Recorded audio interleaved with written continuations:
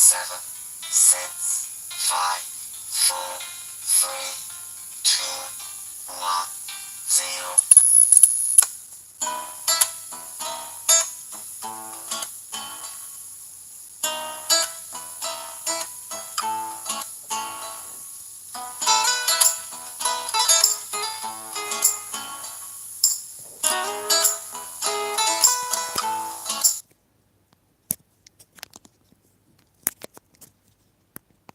Greetings, everyone. Trying to connect my mic here. So, Zahra Bazak here, or you can call me Apostate Zahra, and come here again to help the Muslims leave Islam and keep away from Islam because it's a false religion and it's bad for you in every way, most ways, even moral ways. In most moral ways, it's bad for you. I hope I'm not exaggerating, but in some ways, definitely, uh, it's really terrible for you, for the girls uh, and boys. No, yeah, slave boys, if we had any. In this modern world, we don't. Um, so things like that, I think. Problem with Quran, Surah 33, Ayat 72. Hope you can hear me. And let's see if I have properly. I don't know why the sound is not that strong today. I so helping Sunni with Shia, starting with that. Both of you, the Muslims, and others, even Salafis and all, to leave Islam. Let's see. Fingers crossed. The small channel gets anywhere to help the Muslims. So please bear with me. I just, I'm not prepared for this. I had a very bad chronic fatigue experience today, earlier on. Couldn't get up. I was very hungry but slept on an empty stomach. I couldn't get up to even have chips. And so if I make any mistakes here, correct me and all this, and I'll go slowly. I have read it out last night and made notes on this so that and trying to understand the Shia commentary too, and looking at this word that the Shias have pointed to, religious scholars in Quran, multilingual Quran, Shia website. So it's carried or bore, right? And searching for this word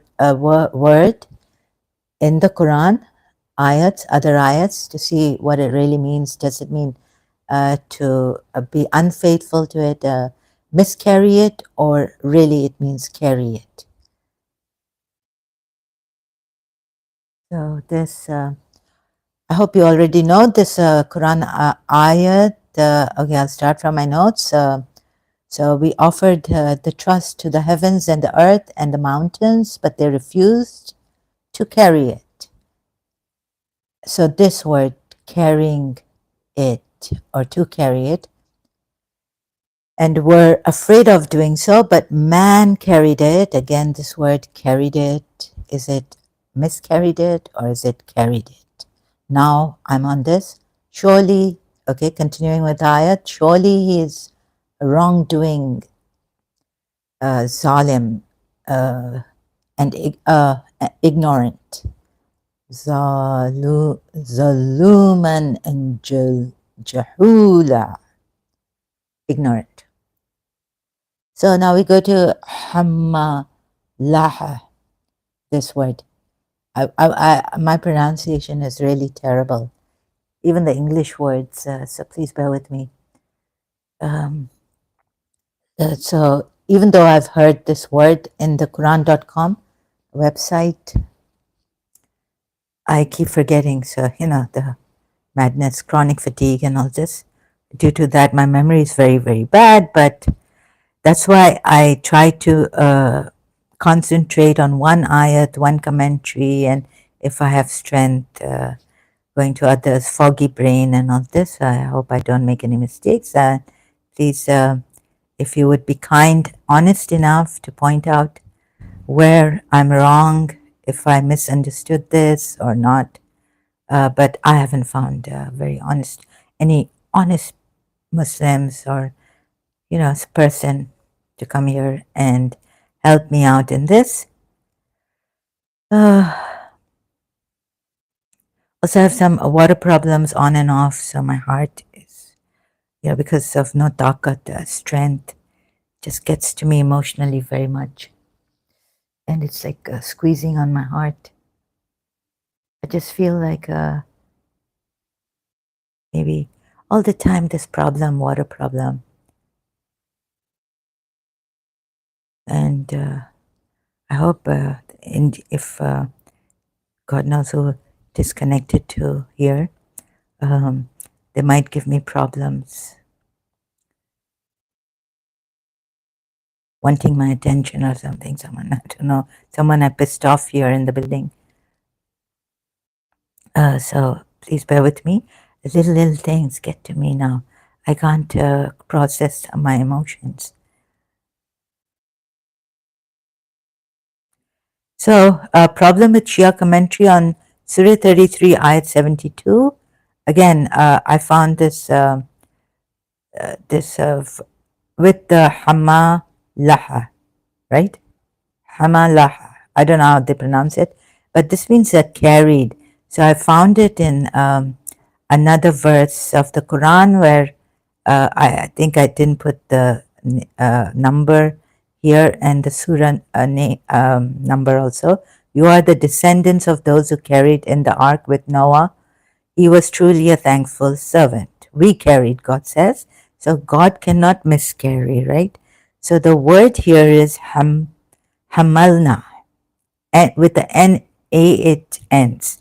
But in Surah 33 at 72, the word ends with ha.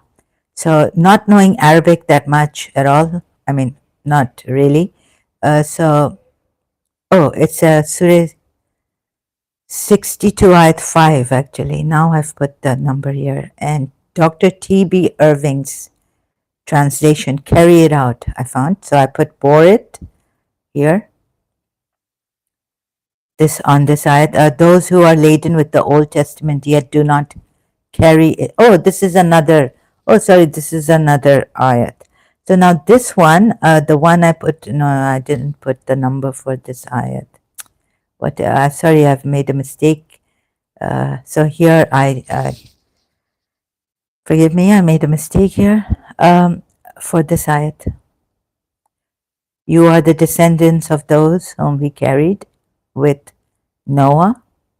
God says we carried, so he can't carry, but he can't miscarry. But so the word here is hamalna, right? It's not hamallah. Sorry, the one in hamallaha in Surah 33 at 72 in Arabic. Okay, so I got a bit confused because the Shia commentary in my previous live stream I finished off with says that this word implies to miscarry. So man miscarried the trust. So then what happened is, because the last part does not agree, I found Surah 62 ayat 5.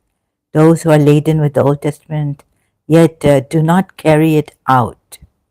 Bore it, meaning maybe compared to a donkey who is carrying scriptures. I don't think God would, compare them to a donkey. But look at this now, insulting.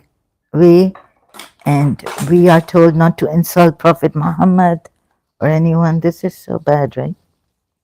God himself. Wait, something fell here. Just have to put something off.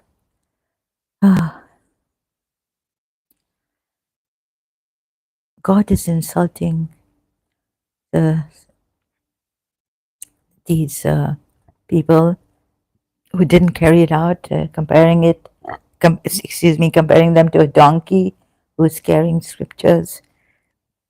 It is such a dreadful way to have to compare people who reject Allah. Allah signs. Allah does not guide such wrongdoing folk. Okay, so we're more concentrated, yameluha, on this word. Now, this word has ha in the end, and it says carried out.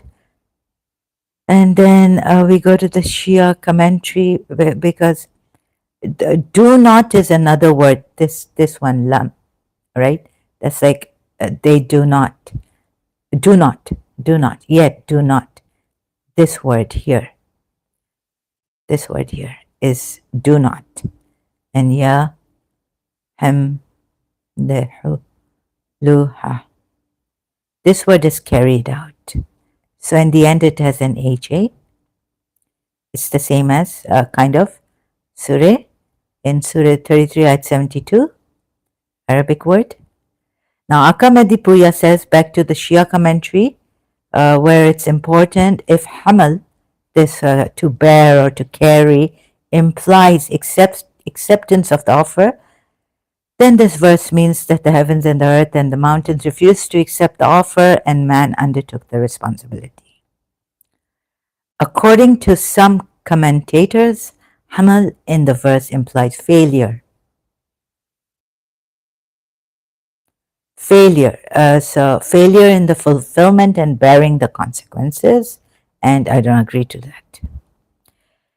Inequity and ignorance. So hamal, the word, according to some commentators in this ayat, Surah 33, ayat 72, Akkamedipuya says, means failure, implies failure in the fulfillment and bearing the consequences. Now twice I've said it. Implies or infers and things like that, right? According to some commentators. We cannot agree. I cannot agree to some commentators because I've seen the meaning of amal, the root word. But then it can be used in different ways, and we see how the Arabic way it is used, whether it means even implying failure in the fulfillment and bearing the consequences.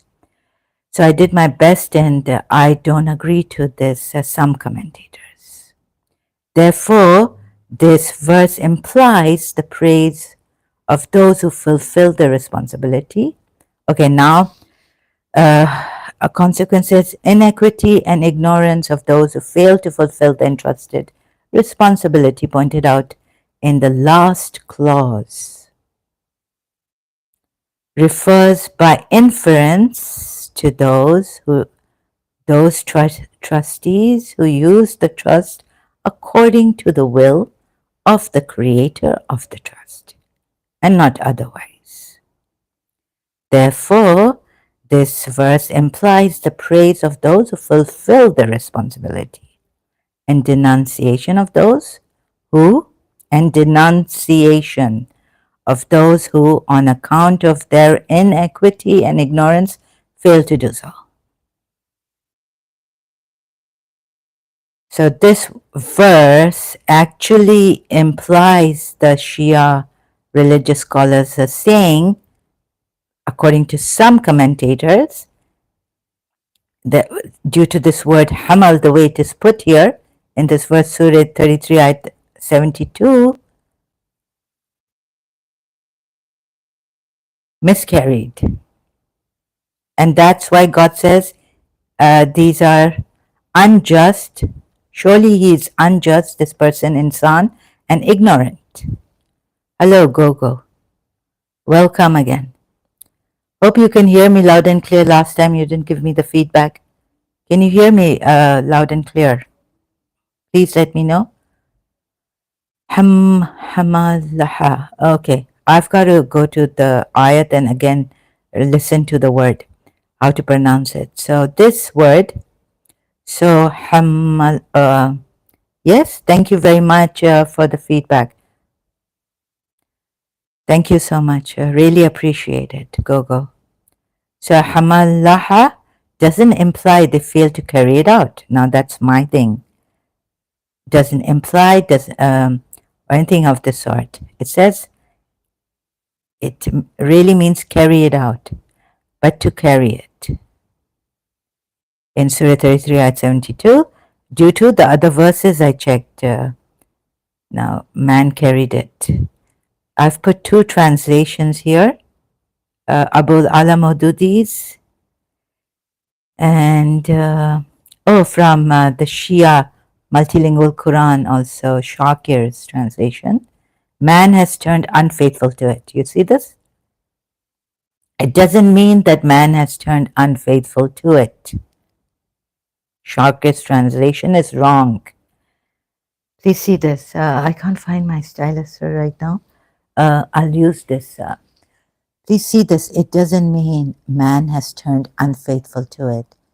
This hamallaha word, hamallaha, doesn't mean they failed to carry it out or man has turned unfaithful to it, but to carry it out. So again, there's this. So better to use Surah 62 ayat 5. Ya hamalluha. So even in the end, if it's ha or how it's put, carried it out. Hamallaha. Hamallaha. Okay, the pronunciation, please bear with me. Yeah, Arabs and all, and it could be wrong. Let me just explain this and then I'll go to the Quran.com and see the proper, if there's time, to see how to pronounce this word properly in Arabic. Okay, just bear with me now. Oh, why am I taking my... I think, oh, I'm looking for I'm really a little bit stronger reading glasses. No, it doesn't work. I think my eyesight becoming weaker. So this, carry it out. Okay. Now, okay, so you see, now we'll go to Surah 33 at 72. I hope I remember the surah. Ayat, which one is this? This is Surah 62, Ayat 5. Okay, first, since I'm here, let's look at this word. Trusted, carried it out. They bore it. Okay, so here again, it's not carry it out. Who carries? Okay, they bore it like it's the donkey who carries. Yahmelu. Okay. So this is either يحمل Yahmelu, يحملوها Yahmeluha, or carry it. Like your translators, some of them put, right, but fail to do so. Observing words. Did not take it on or take it on. It's like a donkey who carries volumes. Oh, wait, yeah. So it's like carrying, right? Or bore. You can use both words for this now. Bore it or carry it. It does not mean not carry it or didn't bear it. In Surah, we go to Surah 33. No, we don't go. I open again, Surah 33, Ayat 72 here, fresh. Quran.com, we go to from here. And we have here the word. And they fear, bear it, yeah. يحملنها Bear it, they feared. Mountains feared and the other earth and all feared. But man bore it, so here. وحملها Wa, but or and, hamalaha is the word. Bore it, they bore it. It doesn't mean they didn't bear it faithfully. But those who say, the commentators who say it's implied they didn't bear it properly, are wrong. You see? Some commentators would say, have said, they didn't bear it faithfully. This whole word hamallaha, implies that they didn't bear it faithfully. But that's not what the word implies here. You can say it implies, but looking at the word, this same word, how it has come in other surah or verse, it says hamala na, and if it says ha here in the end, even then, like the Arabic it's this, and how the word is put, like it's imported here, it means implying this. This is the Arabic of the Quran. Like some people going on Surah Tawbah ayat, saying this is the way it is implied and this and that. No, this is the way it says. It's written. There must be a comma here, and it means like that. All it's not like that because you look at the ha in the end. Same. It's put in a different way in Surah Jum'ah in Arabic, like being very precise. Donkey carrying books. But it actually has a ha in the end. You see this? Although not put word by word the same, hamalaha, like in that Surah Ahzab ayat 72, but yamiluha, they bore it. You have to put another word to say they didn't bear it properly. Like donkey they bore it. This word doesn't imply, no matter how it is written, that they were unfaithful to it, or they didn't bear it, or they miscarried it.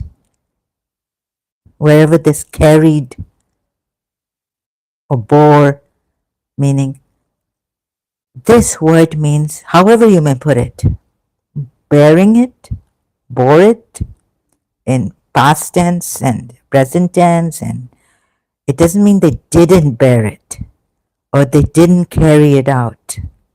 It means they carried it. Or here so they have to use ya, me, for they bore it. But the word here, HMILUHA, is the word. Bore it. It doesn't say they didn't bear it. So now if the Imams come and tell you, Shia, even if Imam Mahdi comes and tells you, or the poor Ismaili Imam, he's so deluded in this religion. He thinks it's the best religion, positive. Of course, he's got, sorry, I don't know how to put this, but he thinks he has like this evidence, all the evidence that he's from the progeny of Prophet Muhammad, Ali, Fatima, and this Ismail, definitely from Imam Jafar Sadiq, his eldest son, has more closer lineage from both sides, mother and father being the Imam, mother being the daughter, I think, of Imam Hassan or something. So the Ismailis have a stronger connection with the progeny of Prophet Muhammad through Ali and Fatima, and the Ismailis. Uh, Meaning the Ismailis against the 12ish Shias have a more like a more closer connection than Imam Musa Kazim, than the Shias who follow. And this Imam doesn't have that. I don't know who Hamida, his mother, was. What is her Shajara tree lineage? Whether she was also a daughter of one of the Imams, previous ones. That I don't know anything much about Hamida, the mother of Imam Musa Kazim, the seventh Imam of the 12 Shias. So I don't know why Now, if the Imams tell you that this implies that man did it, man was unfaithful due to this word here, this word here, the way it is, hamallaha, وحملها but bore it. But man bore it. Now, you would say, oh, I have to stay with the Shias now. Now, they would say, Zahra, who are you to tell us this? Our Imam, against our Imam, right? So I had a card for them. Surah Ahzab, same surah at 37. How can you say that when Prophet Muhammad told Zaid not to keep it, not to divorce his wife? Like in this way, he said it: keep your wife and fear Allah, right? So why did Zaid then disobey the command? It's a command of Prophet Muhammad again. And of 36 ayat of Surah Azab is saying, believers have, even believers like Zaid do not have a choice. Once Allah and the Messenger have decided. I mean, how retarded you have been made and deceived and brainwashed that you go in ayat 37 and you start to say, Zahra, who are you to say? I'm not the one to say, but the goddess, Prophet Muhammad is telling Zaid to keep his wife in fear Allah. That is a command, and you have to follow the command. The believers have to follow the command of Prophet Muhammad. Also, it is like obeying Allah. Surah Nisa 80. So then, why did Zaid divorce Zainab bin Josh? How stupid can you people get indoctrinated? You see, I'm not putting you down. I'm just very, very this thing saddened to see this, shocked. Now these deceiving imams also evil. They would want you to know that this means man didn't bear it faithfully, but man bore it. Now they have to say this word imply. How they go around it? And then they are smashed by the Sunnis. What a word not coming. It's like I have vascular dementia. Proper word not coming. That they have changed the Quran and look Surah. Oh, go to Al Imran, verse 7. These are the ones who take the mystical, or this is imported. The way it is imported here, the word, it implied this and it inferred that. You see, this Quran is not, either it is made from Prophet Muhammad himself, liar, or he's taken some from the polytheists and the Jews and all this. When they would be having a discourse once upon a time, polytheists, Christians, and the Jews together to Baba bring be peaceful Jews. The polytheists are telling them, let us, because the Jews had this exodus against the idol worshippers, and then they became peaceful. They calmed down the Jews, right? Don't kill us. We are in Makkah. Let us worship our gods, and you take Yathrib, worship your God your way. Christians are doing their way. They don't.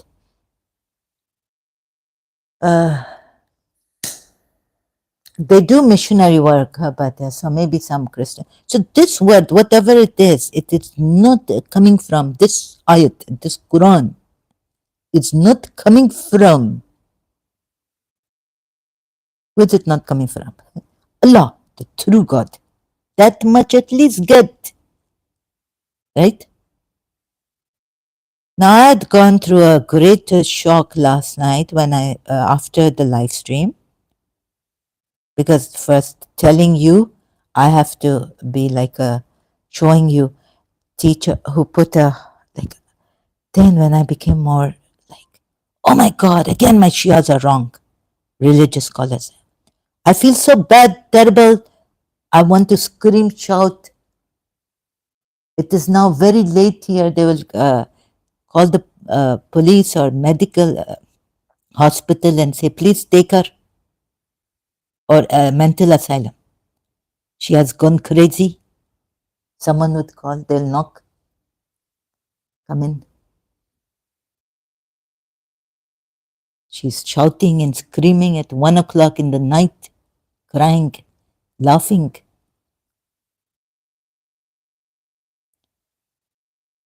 You see this? Still feel so shocked.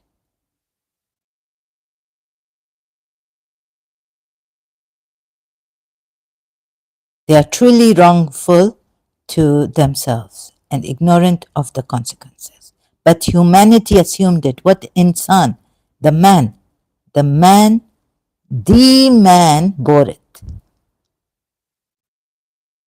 Now, what the mean? That's one man or men? It is said the man. The man bore it, meaning mankind. Let us see. Oh, mankind, you were one soul here. Let's see, the man bore it. Oh, mankind, Surah Nisa, you are one soul. From one soul I create you, or whatever. Let's see. Right? And please, whoever you are, Indian or, please leave this revenge and on me. Now I become like a mad. I'm talking about building water not working properly. Who is after me here? Who knows who is in the building? I will complain to my sheikh. Oh, right? Yeah, he's sitting, your sheikh is sitting, Zahra, for you to complain. Every single thing I've told him. Yeah, yeah. But the sheikh Saab, I'm in such a thing, and people are using undue advantage. Go to Sharjah. Oh, sorry, I've said it now. But I cannot even move. What I move my furniture? Someone will come and help me? So, no, this is terrible every time. Oh, mankind, fear your Lord. What I'm going through. Fear your Lord created. One soul, yeah. Oh, mankind. This I go through. Ya ayyuha al-nasu, it say. Mankind. This humanity. This mankind. But this one man who bore it. Here. He bore it. The man. The man bore it. Trust. So here, even if singular, it stands for humanity. I don't know. This I see. I don't know about this. But please now, don't hit me with criticism. If you don't know here, how you know here? Here I know. If I lie there, I don't lie there. You will say you lied here. You also lie there. You can't say that to me. My life could be. I could be a paradox. If you get angry there, but there I was so polite with that servant who hit me with the box. No, no, no. You say, oh, we don't believe you. We don't believe you. My life paradox. You can't put the blame on me that we don't believe you. We put the blame on you. Are such an angry woman, mad everywhere. How can you? We don't believe you that you did not hit the maid back or get angry at her long time ago when she hit you with the box of ghee, or no, that was what do you call it? Thank God she didn't have the box, family box can of ghee that we used. It was another. It was for the thing, like burning, cleaning paint. What do you call that? Liquid. So now will you don't be like that, please, with me here. I don't know everything. I'm making mistake. But I tell you one thing, I see it inside everything. There are many other things in the Quran, mistakes and all this. This not don't go to your imam and trust him. So whether plural or just singular, it seems here, insan. He indeed was unjust, ignorant. Now, what the background here? Now, who I trust? I can't trust Islam's history like that. Just go and gulp it and right, because I'm critical examination proof. I need reading between the lines, combing out this weird Quran in mumble jumble, many mistakes, contradictions, crookedness showing. So here, I tell you, at least hamallaha, وحملها hamalaha, we carry it or bore it, does not mean he was unfaithful to it, even if it's a singular man. Or this the man stands for humanity, even plural, for all humanity, one. Even singular plural like this, standing for humanity, he did not break it. He was not unfaithful to it. He did not miscarry it. Doesn't the word doesn't go right. Humanity assumed it. Now another word, meaning assumed it. Different word used. Carried it. Baba, see, carried it, bore it. See from the Quran ayats properly. Be exact. What are you saying? What is the saying? Even your translators don't know properly. Some put assumed it. Who put it? Let's go inside. Maybe Dr. Mustafa Khattab. Now, Prophet Muhammad has done wrong, false prophet, and Imams have done wrong, and they're as stubborn as anything.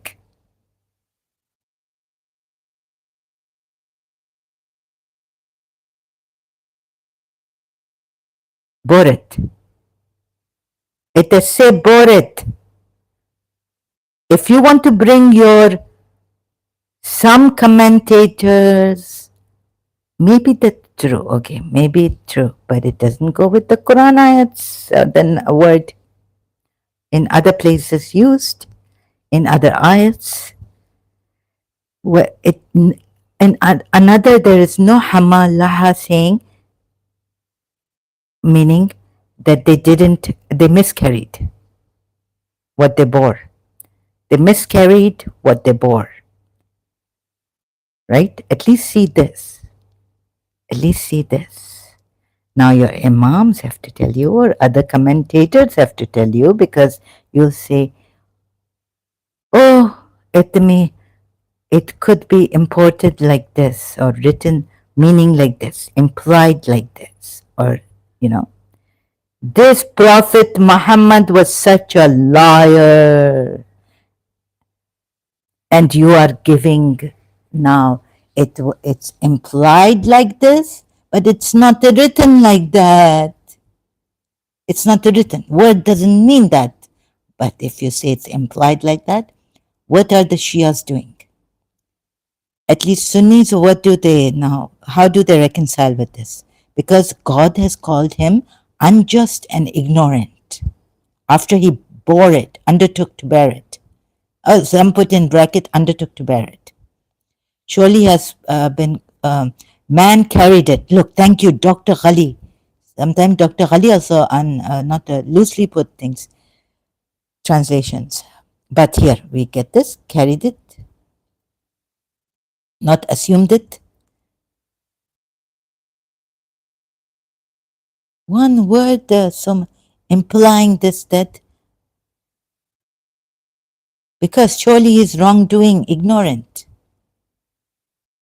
You see, that's why they have to try and reconcile that man bore it.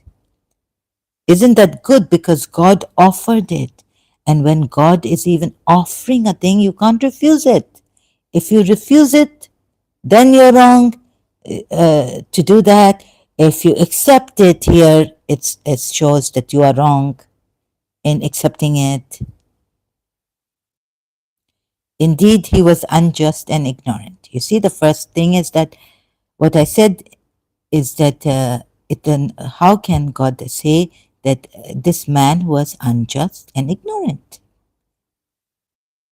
By accepting the offer given to it by Allah in the first place. He will improve your actions, forgive you your sins. Anyone who obeys Allah and His Messenger will achieve splendid triumph. Right. Zaid did, right? Triumph in Mutta, what you call the war. He died. He got a shaheed, martyred. And Zainab bin Josh married Prophet Muhammad. What a success! Splendid success. But the marriage ended. Why marriage end? Don't go that far saying, concluding how splendid success. But Zaid divorced his wife. And he wasn't supposed to. Prophet tells him, if Prophet tell you to jump, you just jump. You know that he doesn't mean how high, how low, how this, which way. Because it's implied there that you jump, and it implied that he just tell you to jump. He doesn't mean how far you jump, how high you jump, how this you jump. That's it. Be intelligent.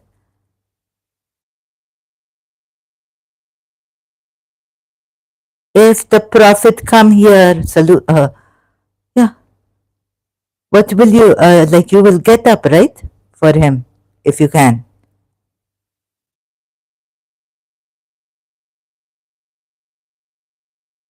How much you respect this Prophet. You will not be sitting there.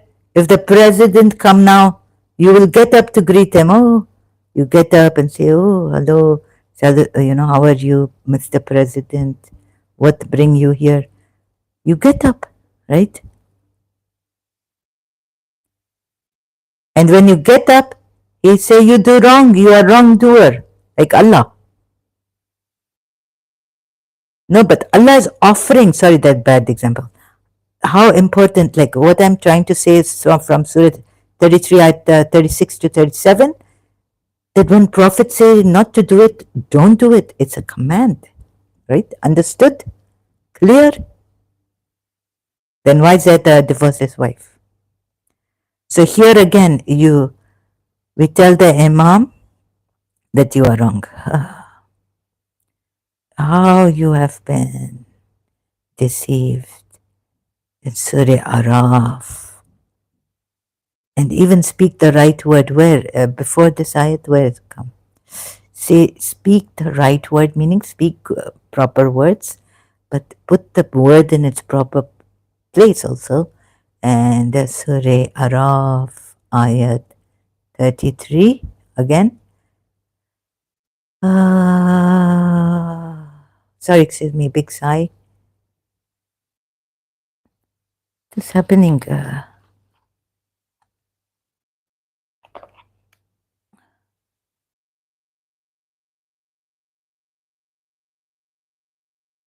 And that you say about Allah, that which you do not know is a sin, is haram. No, it's not a sin. Sorry, sin is haram. Sorry, it's haram. That you see about Allah, that which you do not know.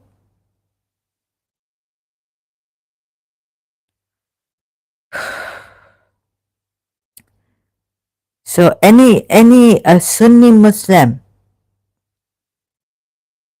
like my ex-friend, oh, but it doesn't say it doesn't say this is haram, alcohol is haram, but it says it have greater sin, it have abomination writs.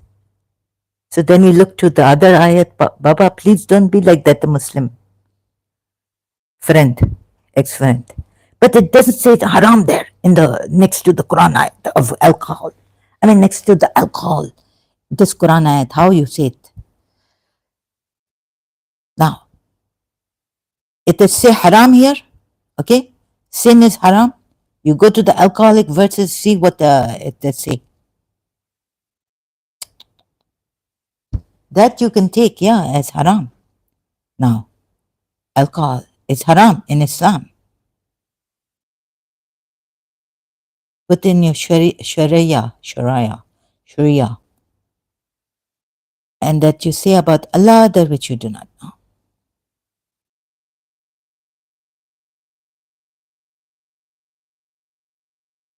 Now, recently I go to, I was awake. I see, let me check what apostate Prophet and Dr. David Wood are talking about. Let me see what this is.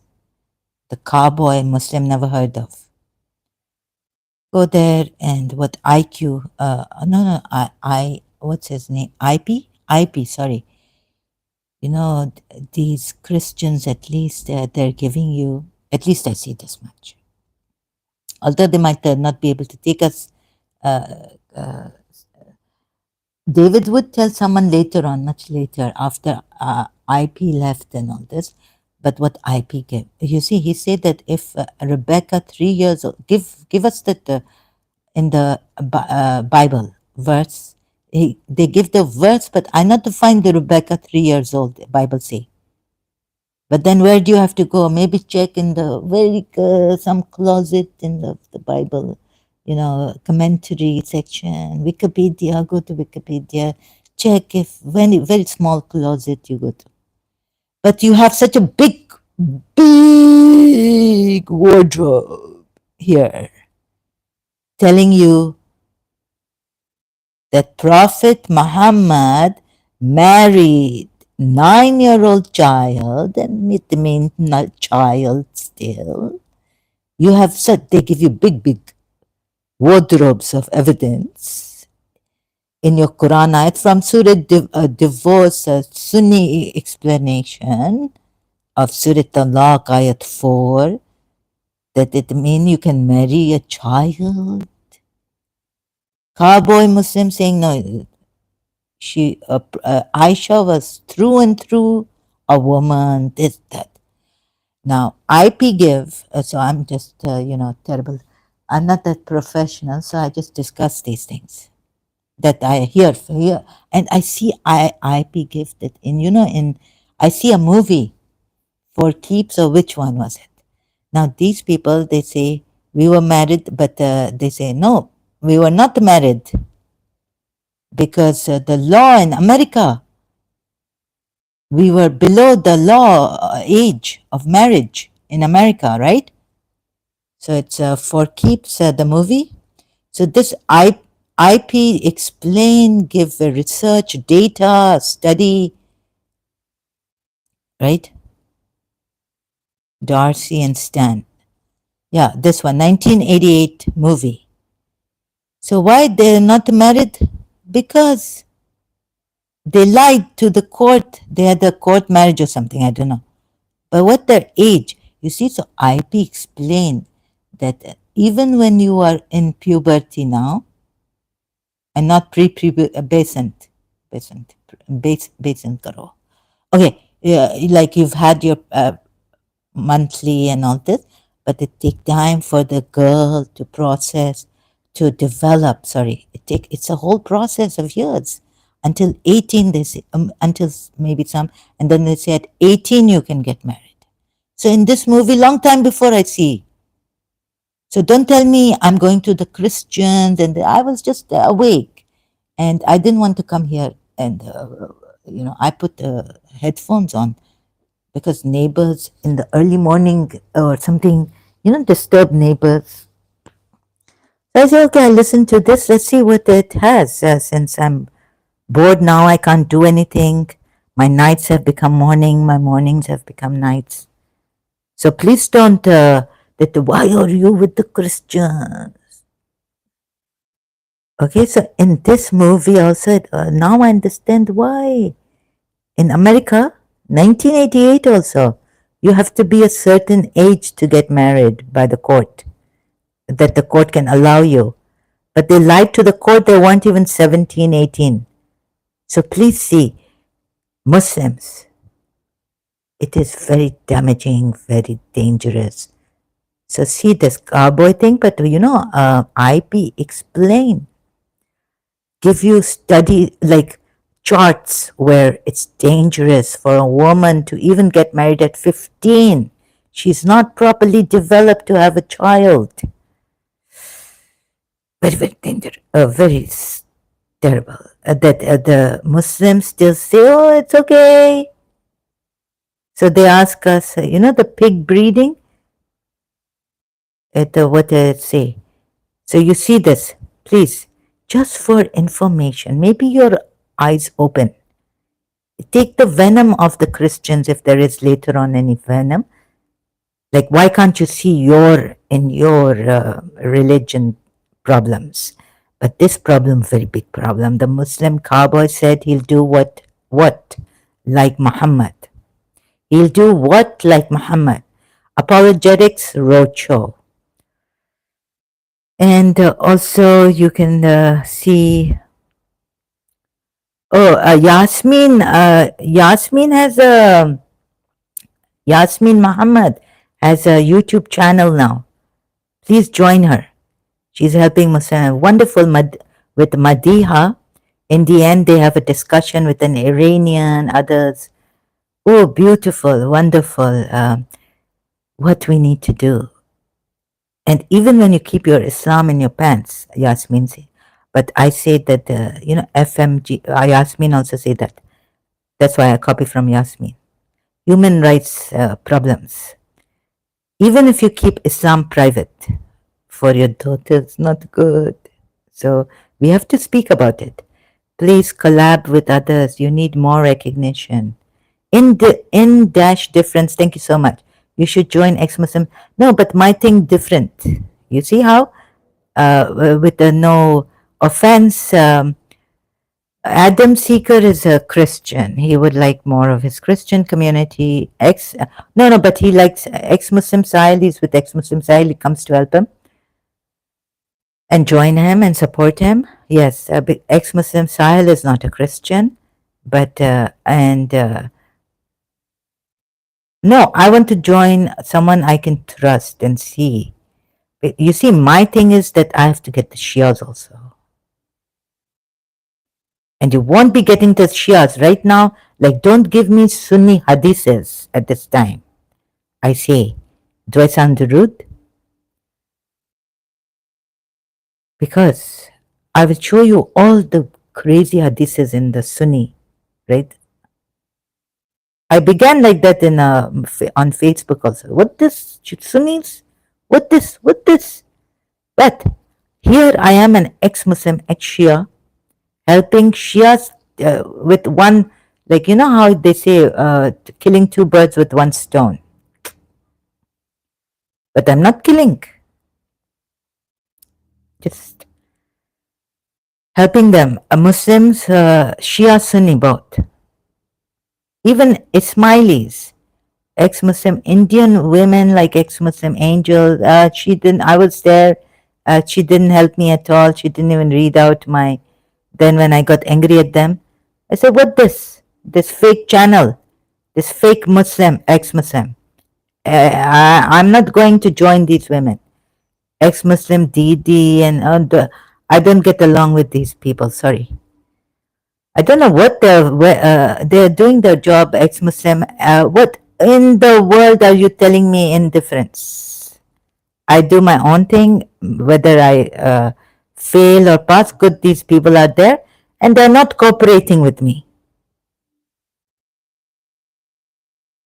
Neither Zafar Heretic with he show.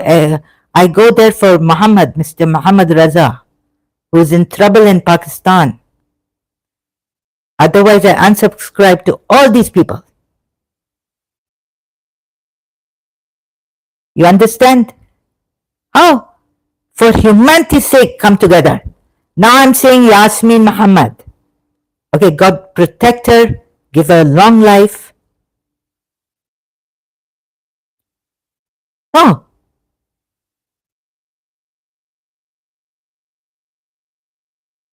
Yasmin Muhammad is really very sincere, full, and all this.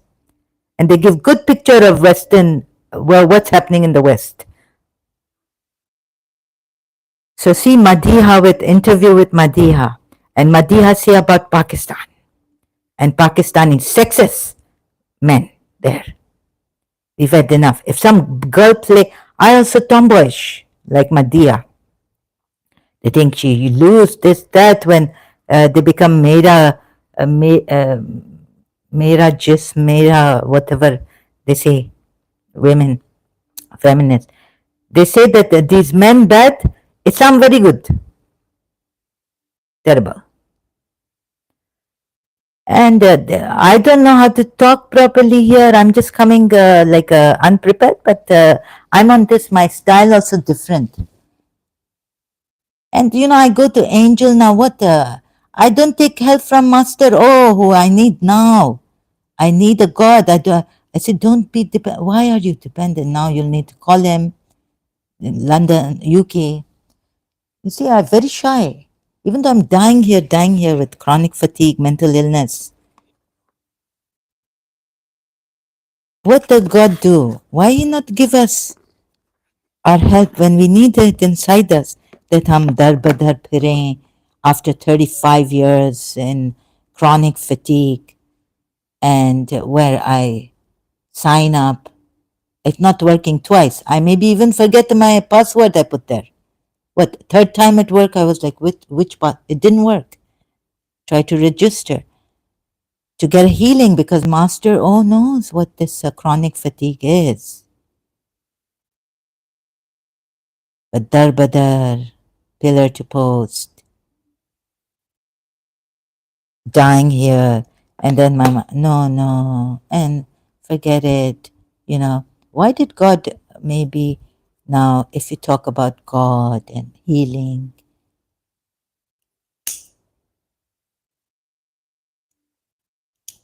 why not all of us become great healers and not like do something else but not charge for healing at all? Where is that compassionate God, that physician of ours?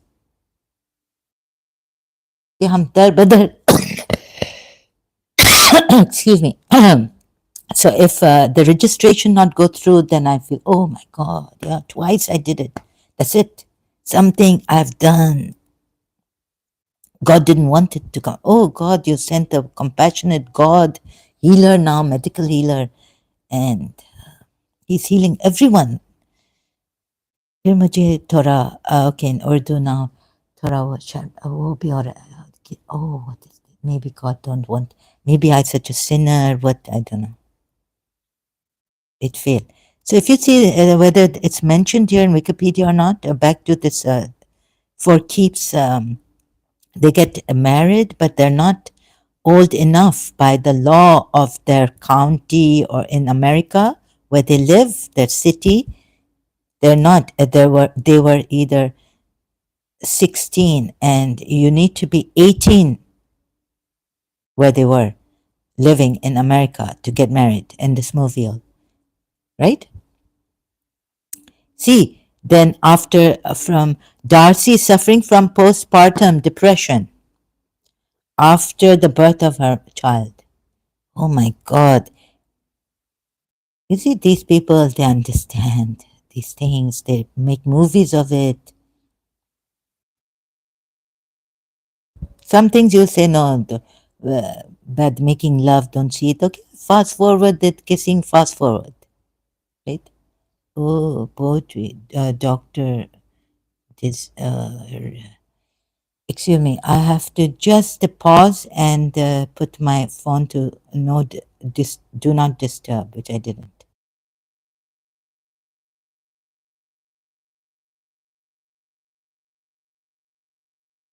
Okay, I'm back.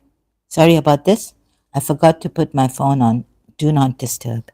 So I get to know who's coming live and all this. Now, you see, and also Darcy is suffering from postpartum. Oh, my mother. She was only 13 years old when she got married. How she had the child at 14, I don't know. Or at and then how she had me at I think after 4 years of a marriage. because her first child died, daughter. I don't know. So she's 13, 13, 14, 15, 16, 17. Oh my God. So that's, you see? And you not develop properly.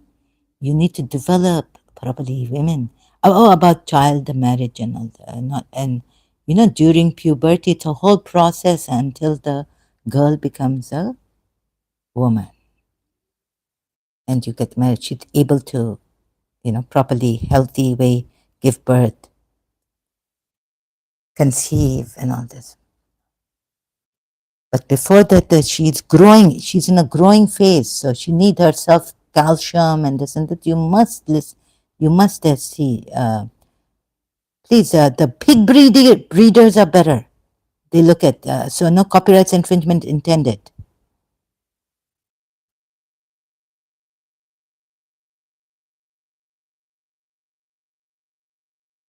This you must see this.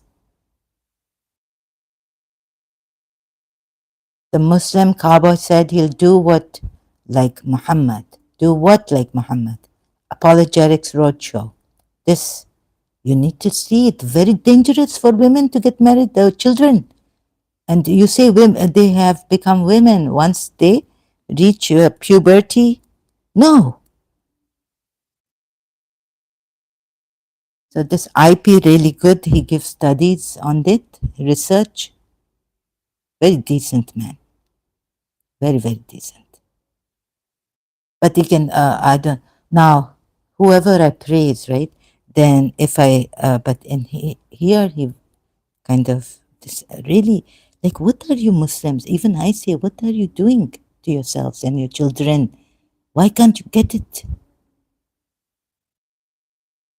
Oh, and then also see this one wonderful conversation, terrible begin. Oh, her story, Madiha, make me like I go in severe chronic fatigue. So you see, in Karachi, I go through schizophrenia. I scream like someone. I want to cry, but you know how tough cookie I was. Tough cookie. I don't want to show my pain to the world. And I was like, I scream. I'm being molested. It not leave me, the molestation, psychic attacks. And I don't have a scream anymore. I already had chronic fatigue before that. What they did to me after, terrible. So Madiha living the American dream after leaving sexist Pakistan. Yasmin Muhammad has made the channel. I didn't know this. I was searching for her channel. So these are the people. Yasmin Muhammad, I tell you, she wonderful lady, wonderful, true, genuine, and she's helping people. Email her if you want help. Ex-Muslims support.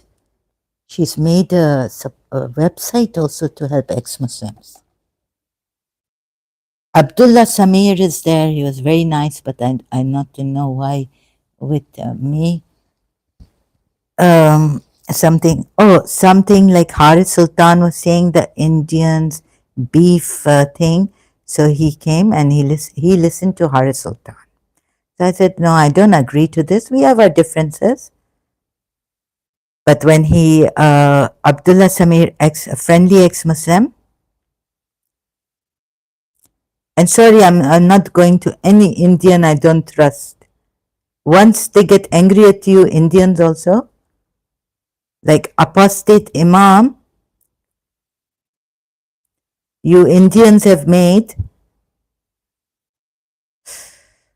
very sharp, very terrible people. I get angry I also get angry very, you find me sharp or you find me very honestly angry. And, I don't take revenge, but a confrontation was necessary at that point with apostate Imam. And he said, block me, so now later on I block him.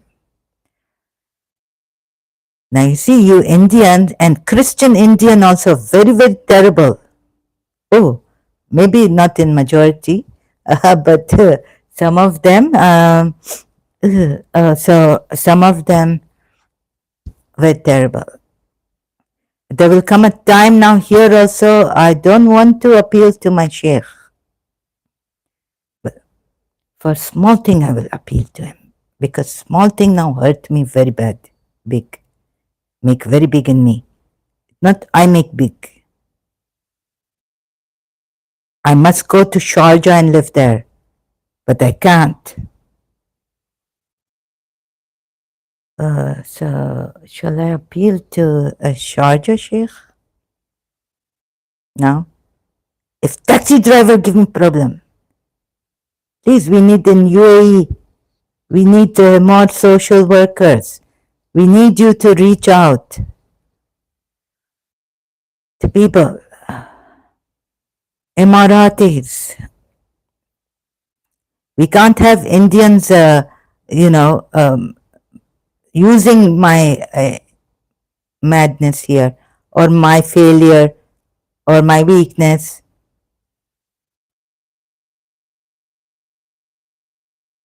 Even anyone, Pakistani, Indian, please, we need.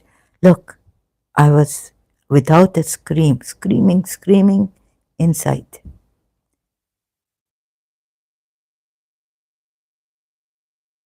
So if you can afford to help out authorities, little things now, like I make this Facebook page, Sahara Sojourn. A friend now and at this time give me a taunt, I must leave her. You understand how my condition is here? I appeal to social workers. There will be no dishonesty here. In the UAE, no person playing just because I went against sheikhs at times in UAE, that they use things here in the building also.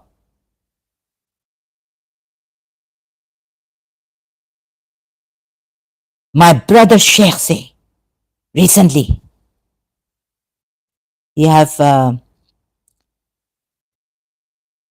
wedding of his daughter. My God, yeah, lots of prayers and all this. Where is my prayer going? I'm scared to pray for people. But where the short, you see, जुल्म नहीं करो किसी के ऊपर. Dubai UAE Shadi, right? His daughter's wedding. In the end, what he say? किसी के ऊपर जुल्म नहीं करो. He's my Arab brother. Reach out to please.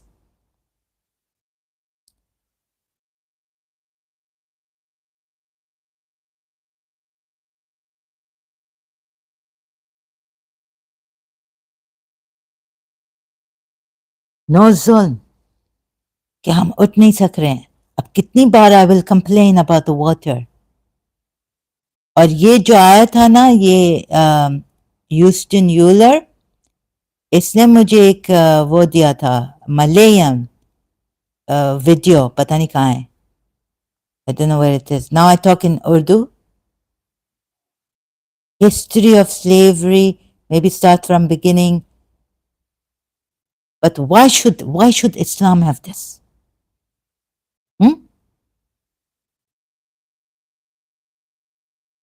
I'm telling you, the God of compassion come here. You never thought that our God, Rahman, Rahim, when he gives Pharaoh so much respite, when he gives Shaitan respite, then help those in need of you. They say, does Quran have healing? Where are you people?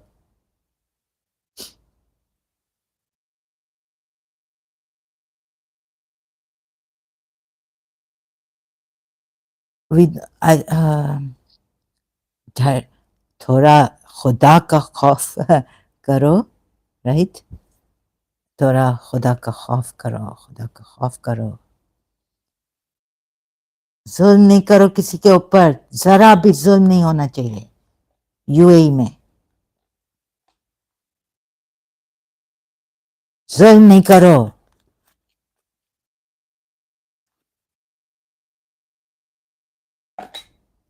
Undue advantage नहीं लो लोगों का. This Malayan thing on a Shia, then they speak in English. They say Musawi, Hussein al-Musawi has said that lending of wives. Now, I have to see the Shia position on this and what Musawi. I read the whole book of Musawi. Whatever I find on Musawi against Shia Islam. But he say our Imam's very good or what, I don't know. Then how is our Imam very good in that book? That the religious scholars are bad. I get what from his book. No, he's that's why he left Shia. That maybe Sunni Islam good, but I not like that. So I don't know the position of, sorry. No, he said that if this, he left, he's an ex-Muslim or an ex-Shia? Again, I have to go to Hussein. Wait, let me see. Sorry, sometimes I'm not able to speak properly. Al-Musawi.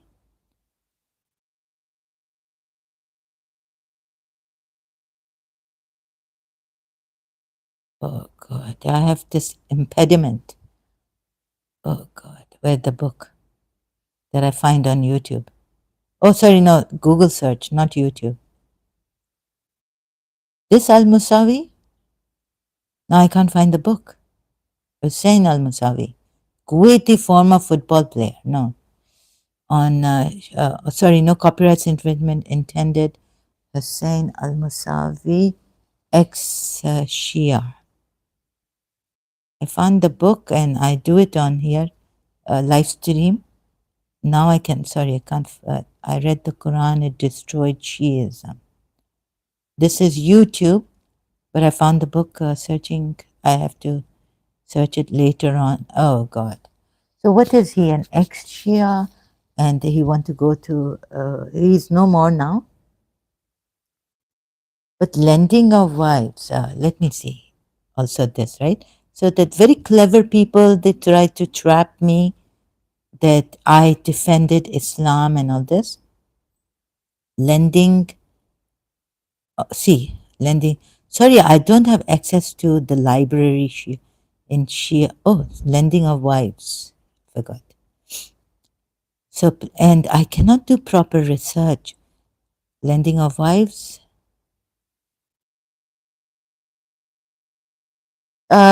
Ex in dash difference. Even apostate imam is an ex-Muslim, and I'm a woman. So how many?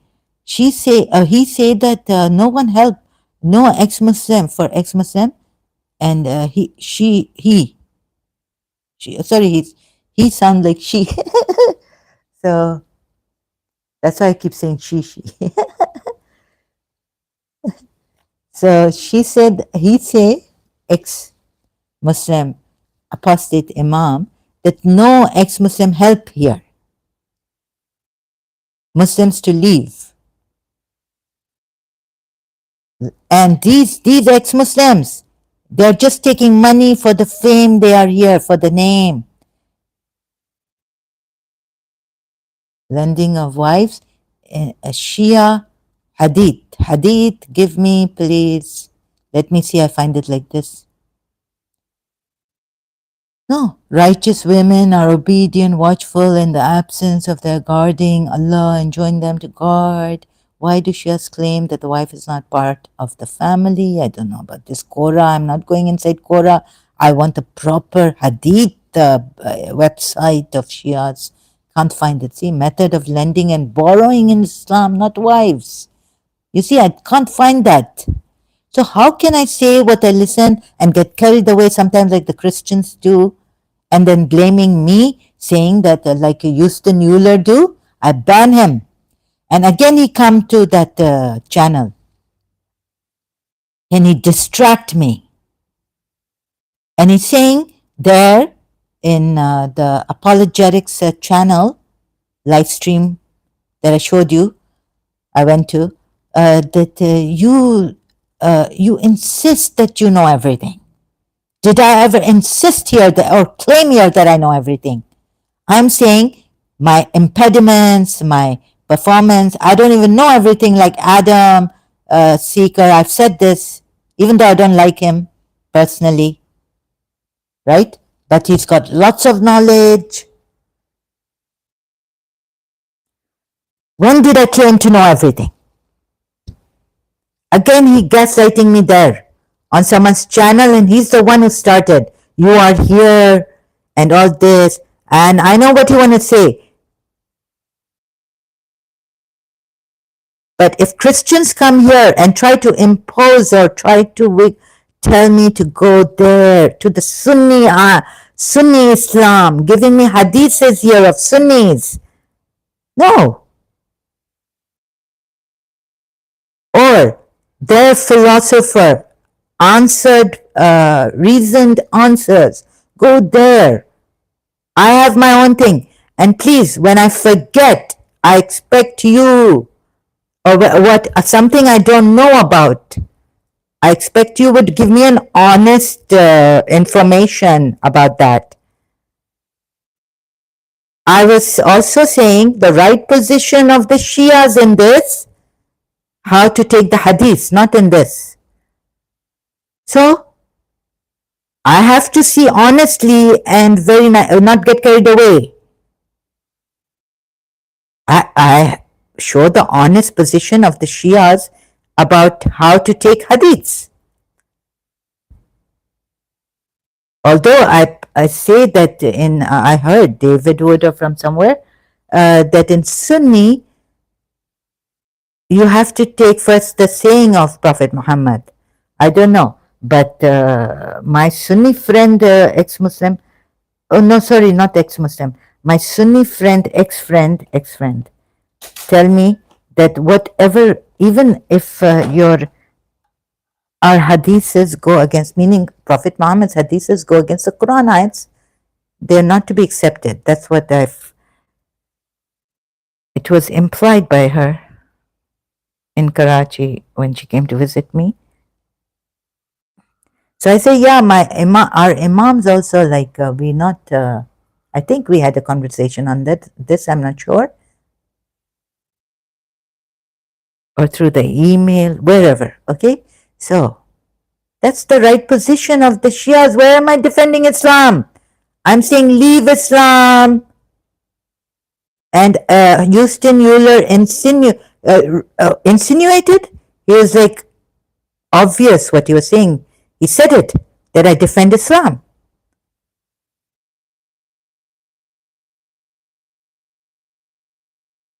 Oh, now I'm very scared also. My mind is going, I'm not to know who become Ashik or something. He want me to talk to him.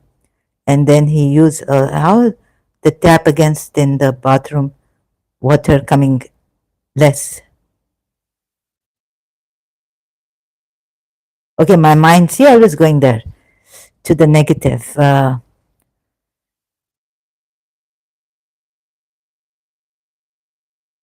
So this, now, distractions and gaslighting me. What is happening? Indifference. I cannot call Dr. O or someone to, because I'm very shy now. Once the registration not work, twice registration not work. I'm very scared, shy. I say maybe God not want me to get healing. Let's just manage it this way. And sometimes I say, no. Okay, how this happened? So I get very pessimistic then. Oh, maybe I have to suffer. Why I go pillar to post? Oh, So that ayat in the Quran, oh Allah, make me to enter a good entry, make me to go forth, a good going forth, and grant me from near thee power to assist me and others, and say the truth has come and falsehood has vanished. Surely falsehood is a vanishing thing, and we reveal of the Quran that which is a healing, that which is a healing and a mercy to the believers. And it only adds to the perdition of the unjust. Oh God, even if I'm not a true believer, at least I've tried. I haven't been a hypocrite intentionally, but there's some hypocrisy in me, maybe insincerity in me. I was enjoying life, not being a true Shia Muslim. Now I want to do hijab, now I this. Please heal me. I get worse. I get worse. It's like distance mind control. So I know how sincere I've become inside. Now, if you tell me your ego is popping up and this is happening and it's coming up, bubbling up, and oh God, I was told that you take one step to God, God takes 100 steps towards you. Now, if you try to kick the ego, kick it, kick it, kick it. You know that the Irish or who poet say, too long of a sacrifice can make a stone of a heart. Anyways, here we are. Back to the book also, Mr. God, this is Anna. So neither did Anna have to go to Karbala to make all those sacrifices and then say, now it's not even me. So the me to get out of the way and make room for God to move in by me, she didn't need to think about, back to this. She didn't need to think about the answer to my question, how come you haven't got the bits of glass? She'd had it ready for a long time, simply waiting for the right moment to deliver it. She didn't make a fuss about delivering it either. Oh, 'cause I ain't frightened. Now that's probably the most missable sentence that can be uttered. Missable because that's what it's all about. Missable because it is too damned expensive. Missable because the price of not being frightened is trust. And what a word that is. You know, my principal told me that my core value, I thought it was love. But she told me, no, your core value is, because there was a book I was reading and I was telling her about core values that people have. What's your one core value? So she told me your core, she tells me my core value. I mean, I would never do that to another person. Like, you should know your core value. I thought it was love. I believed in love. I've given my life for love, for a teacher, for reconciliation and all this. She told me my core value is trust. I was like, let me see. But doesn't love have trust? Love gives you, love breeds trust in you. But I didn't tell her this. I just listened and I said, trust is my core value. Then I went home and did more contemplation on that. But afterwards, I didn't talk about her on that. I let her think what my core value is, that it's trust. And what a word that is. Define it how you like, and I'll bet you'll miss the main point. It's more than confidence, more than security. Oh, you know, Surah Tawbah ayat, going back there, 103 or some number. Take alms out of their wealth for them and pray for them. Surely your prayer is a source of security and peace for them. So Allah is telling Prophet Muhammad to take alms out of their wealth, believers' wealth, for security and purification and all. It doesn't belong to ignorance or, for that matter, to knowledge either. So what is this trust that doesn't belong to confidence, more than confidence, more than security? It's more, miss the main point. It's more than confidence. What is this trust that is more than confidence, more than security?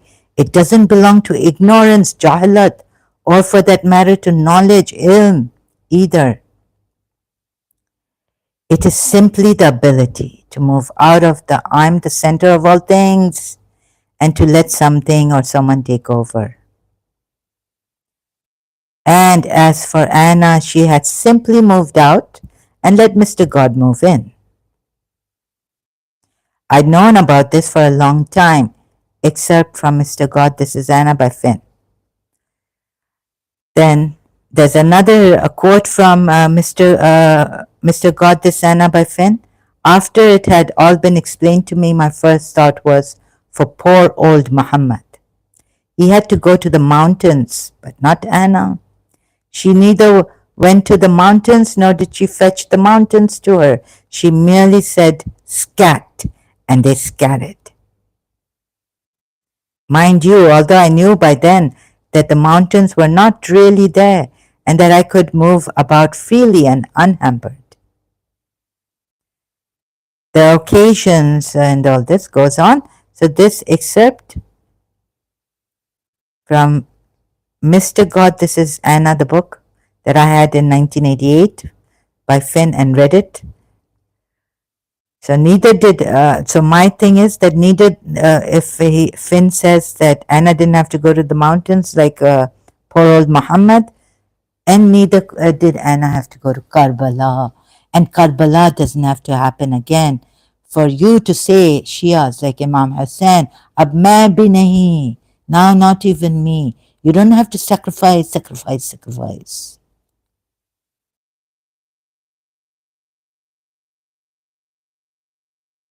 Now not even me. So I left everything behind. I see my beloveds cut into pieces in Karbala. Ali Asghar, Shah Qasim, Ali Akbar.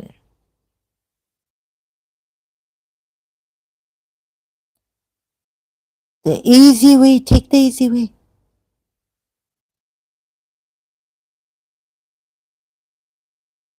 Just connect inside, see this, and move from your center, the I, the center of me, I am Zahra. My mother was this. My mother was so beautiful. My community. Ooh, the best I've ever known. Khoja Sindhis. Peaceful, this, refined.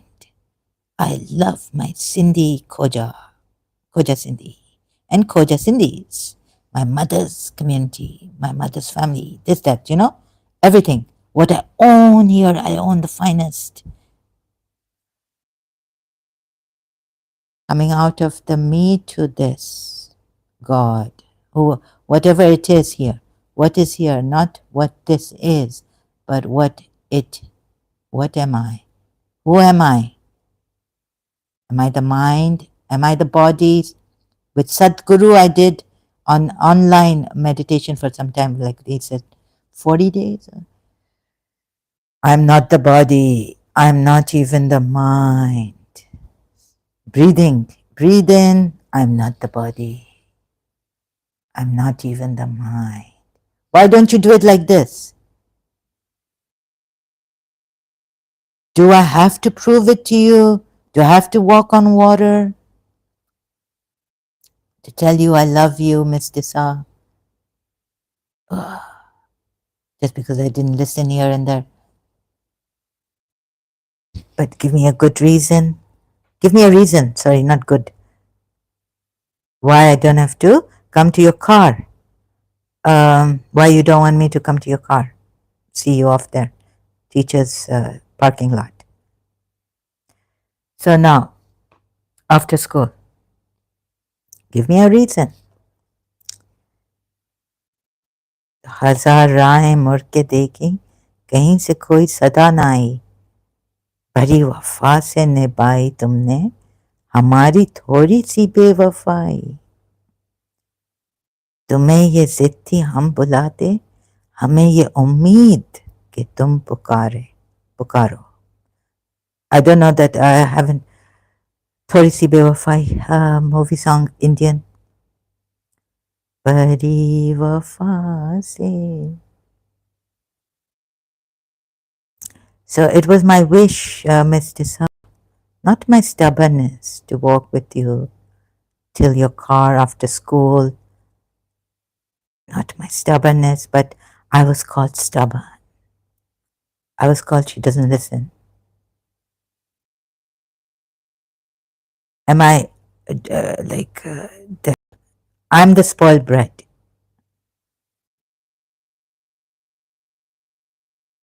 Did I want to sleep with her in the car? Toba kare. Can't dream like that for my aunt. It's like Mamie, my aunt, grand aunt. Toba toba. Can't think like that. Can't dream like that.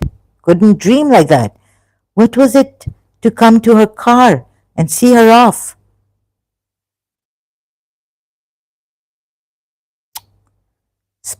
Brats and spoiled brats. You know what they do? Go and see what they do. Rich kids, elite, spoiled brats, right? They want everything and जो इनका है ही नहीं, हक नहीं है इनका. They want. And if a woman says no to them, sleazy men, you know, they are the spoiled brats. उनकी जिंदगी अजाब कर देते हैं.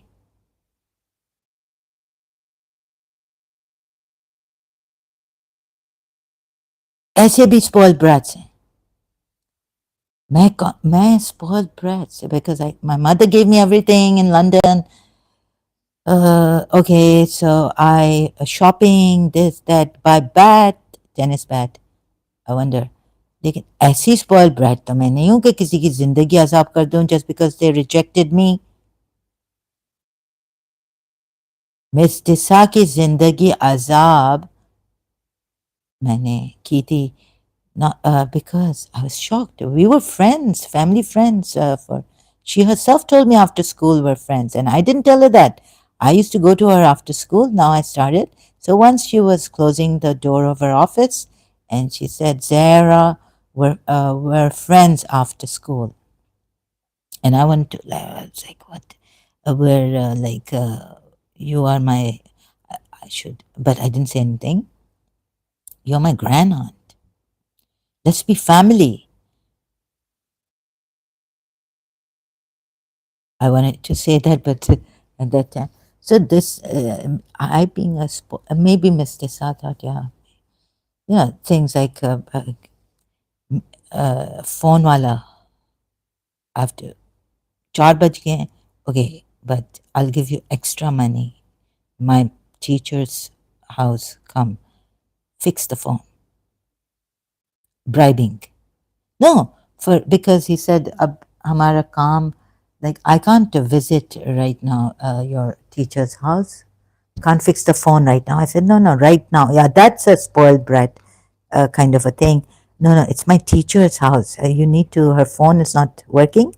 So we had the same. I went with no, no. She lived quite nearby, and I went to her phone office or mine. Same difference. You know what I mean?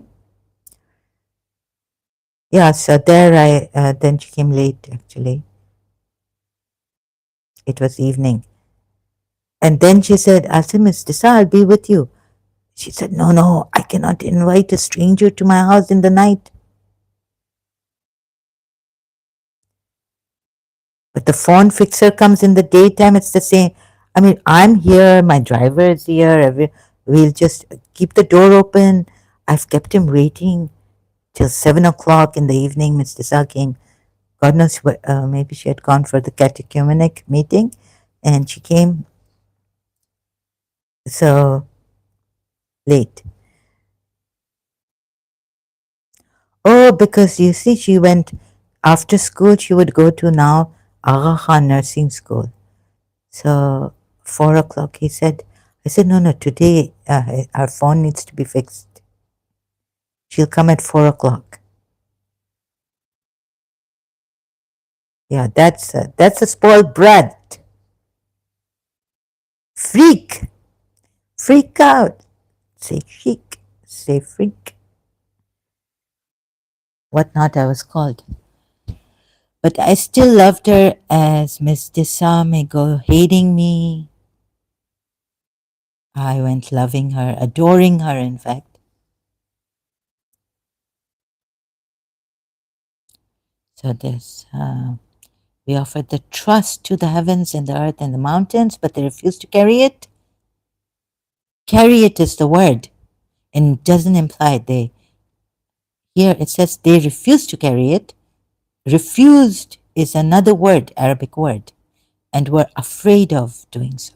But man carried it. What a thing to carry, because it was offered to them by God. Offered to this man, or the man carried it. Now he's called a wrongdoing, ignorant man.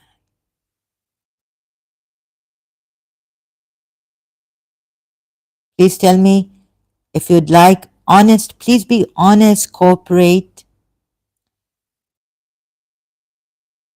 and you know how if you're a Muslim and if you come here to defend this religion and say no, and the, few maybe, just maybe, but yes, please say you're not sure, and then going on like that, don't go on defending this religion and confusing me.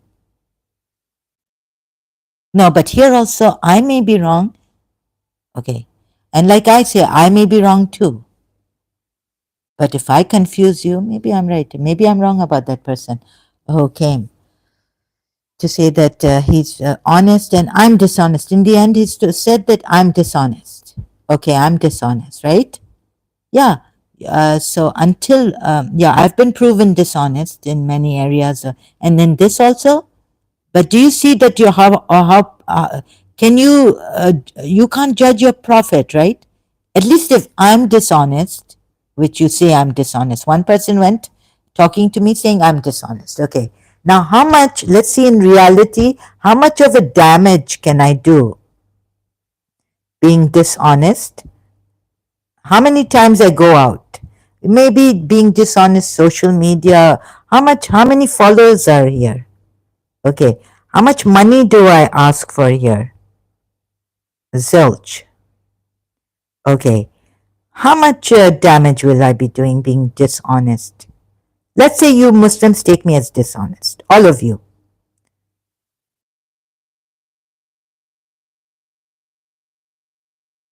Now let's see how let's see if your prophet is honest with his God. And how much damage will your prophet be doing if he turned out to be a false prophet? Huh? There's child marriage, there's God knows what, right? How much damage? 1400 years have gone by. And this will go on till eternity. Yeah, Yasmin Muhammad said, it's not only that, it's like burning in hell. How much damage if he lied? And no one is going to burn in hell, no matter how wicked you are, rapist, no matter how mass murdering you have done. Maybe God will just give you the punishment for what you deserved. He will decide later, but you won't be burning in hell forever and ever just for being disbelievers. Right? So, how much damage if it's false? And how much damage did your own believers, where your own God says in Surah Nurites, look at Surah Nurites, by have I spread false rumors? Yes, I've complained against all these ex-Muslims who are there. Even apostate Imam, but I've wanted to talk to and say, give me evidence that we haven't helped one Muslim on social media by doing this. Right? The apostate Imam said he's going to block me. Confrontation. I meant that we need to confront you for what you say about us. And you keep repeating. Now, how much of, do you think this prophet You may think, or do you even think? Do you think for yourselves? Please think. When the Quran ayat says God will put abomination on you if you don't think. So think, O Prophet, why do you profit from what Allah has made lawful to you? Seeking to please your wives. Now what does Shia say here? Wives are hypocrites. You annoy Surah Azabayat. You annoyed this prophet. Where will you end up? Even now, if I say anything against this prophet, which has a basis in Islam, in your sources, what will you do? Kill me.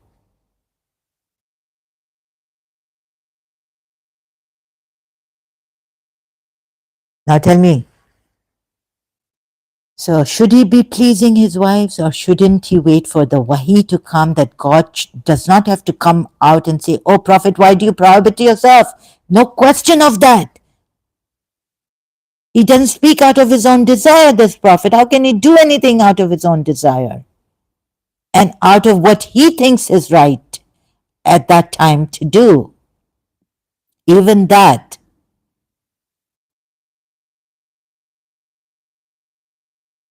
He has privileges. He can marry more and refuse the believing women who come to him and say, we want to marry you. He has all those rights. But does he have the right here to prohibit himself from what Allah has made lawful to him, when here at this, before this coming down, this revelation, first of all, you tell me, Surah Najm ayat. Isn't he supposed to wait for the wahi to come? Because we're told in Surah Najm, he doesn't even speak out of his desire. And that means, that could also mean that he's not using his thoughts. It's only revelations coming to him. So he can't use his mind on this. Can he? Can he use his mind here to decide how to act with his wives, what to do, pleasing his wives? And pleasing his wives. Please, every bit of logic is going against him in this ayat, Surah Tahrimat. So, Surah Najm ayat, he doesn't speak out of his desire.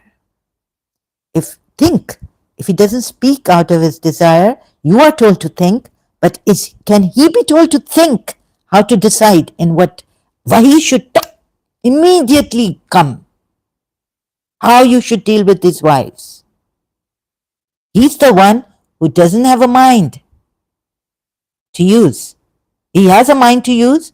He's like a man eating and everything, but when he acts, it's not him. It's Allah's revelation on the command of Allah he acts. Right? That's how he should be. To give the command to others, to do what to do, not to do, stay away from this. These are commands. But in certain cases where you can use the mind, even Allah is not clear on that. In one ayat, he is clear that reflect on the Quran ayats. If it was from any other than Allah, then if there would be much contradiction. So reflect, use your mind there. But does he need to use his mind here when deciding what to do with his wives when they're annoying him and how to deal with it? Does he have this prerogative right? Tell me. Should he have it? For his wives also. Speak out of his desire. Tell me here. Yes, consult them, ask them, this, that, in what matters? Whichever matters, but when a law has come down, first tell me, is he supposed to act with his wives as a prophet, husband, but husband in the boundaries of Islamic principles that he's given to you people? He has not that privilege here. like marrying more than believers are asked to marry. Quran ayat is there for that, right? Tell me now the Quran ayat, how to say it to you. Where is that ayat? In no way has your companion erred, and no way is he misguided. He's not misguided, he's not deluded, he does not stray, nor does he speak. Where I didn't tick for what this German, what this? Okay. Nor does he speak from, he doesn't speak from his desire, right? Where does he speak from? His mind? Where? What does it say next? It is not but a revelation revealed. तोबा तोबा तोबा कैसे बेवकूफ बनाया है. You can't think.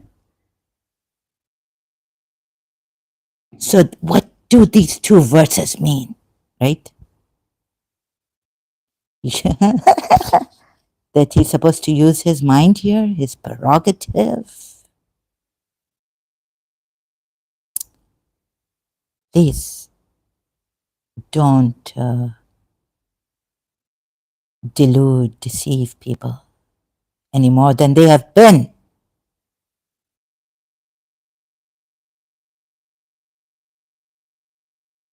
So I didn't take a vow to free my people.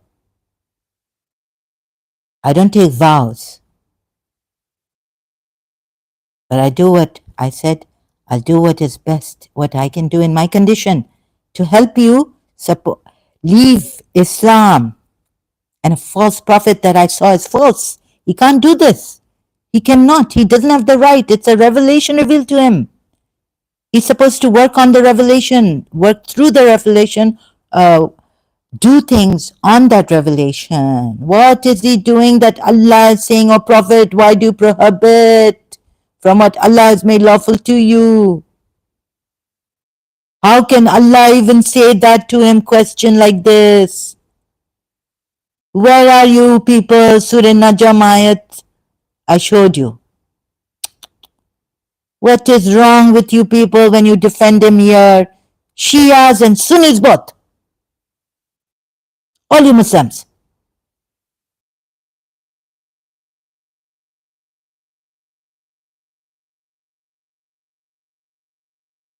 So this is a false religion. He's turned out to be a false prophet. According to Surah Najm ayats. And Imams are taken and Imam Hussein sacrificed. Shias even do more. At least the Sunnis, they celebrate his birth in the daytime and nighttime what? They're mourning for a prophet. Or in the morning, they are mourning. In the evening, they are rejoicing. Eidun Miladun Nabi. It is not but a revelation revealed. Nor doth he speak of his own desire. So how can he even act on his own desire or his own mind?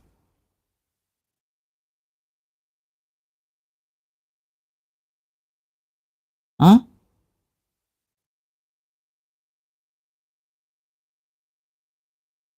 It is not but a revelation revealed. So there's no thing, no opening gate for God to question him. Why are you doing this? When you allowed what? When you allowed honey, what stupid nonsense honey? But why are you doing this? Why are you doing this? Oh prophet! He's addressed as a prophet by Allah. Come on people. Your minds, where are they retarded? Indoctrinated? This Islam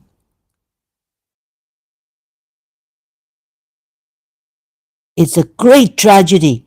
It's great damage to you, our society's morality. Take the secular, take the Western philosophers, take your own philosophers, but out of this Islam. come out of this Islam.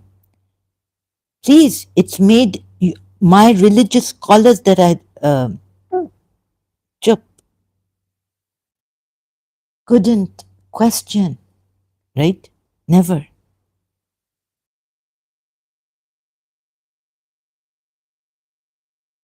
Just take everything Majlis is given.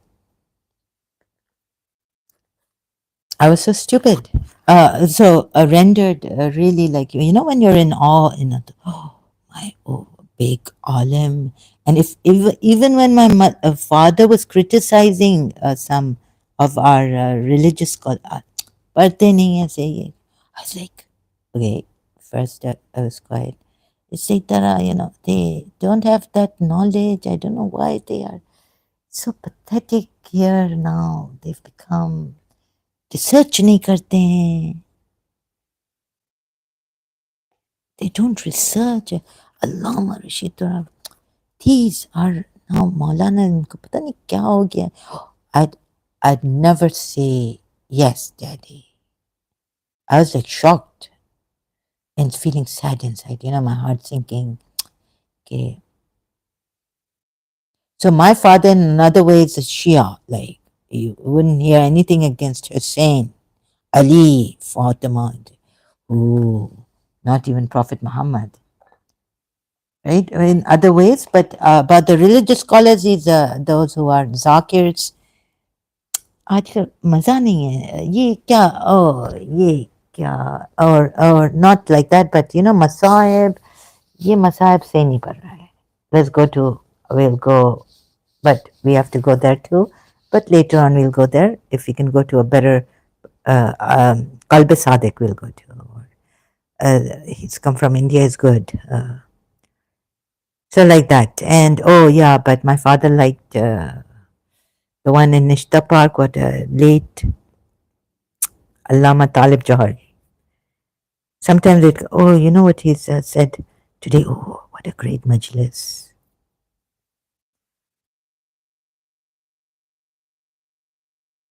Tell me, is this a Surah Tahrim? Read this. Now, isn't this honorable people, honorable, reasonable, forget honorable, reasonable people, reason? These, take these two Quran ayats and see if he can do in Surah Tahrim what he has done. Surah 53 ayat 3 and Surah 53 ayat 4. It is not but a revelation revealed, taught to him by one intense in strength. Gets worse. Once taught to him by one. So, what should he be doing if he doesn't even speak? He should be acting on the revelations. Whether he gets privileges, like, okay, some of you cannot do this, but Prophet Muhammad can do this. But he doesn't have this privilege to speak out of his desire here. He doesn't have the privilege to do things beyond what he has been taught.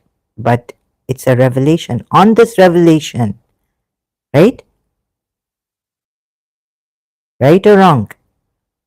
If you're going to say wrong, I'm going to beat myself.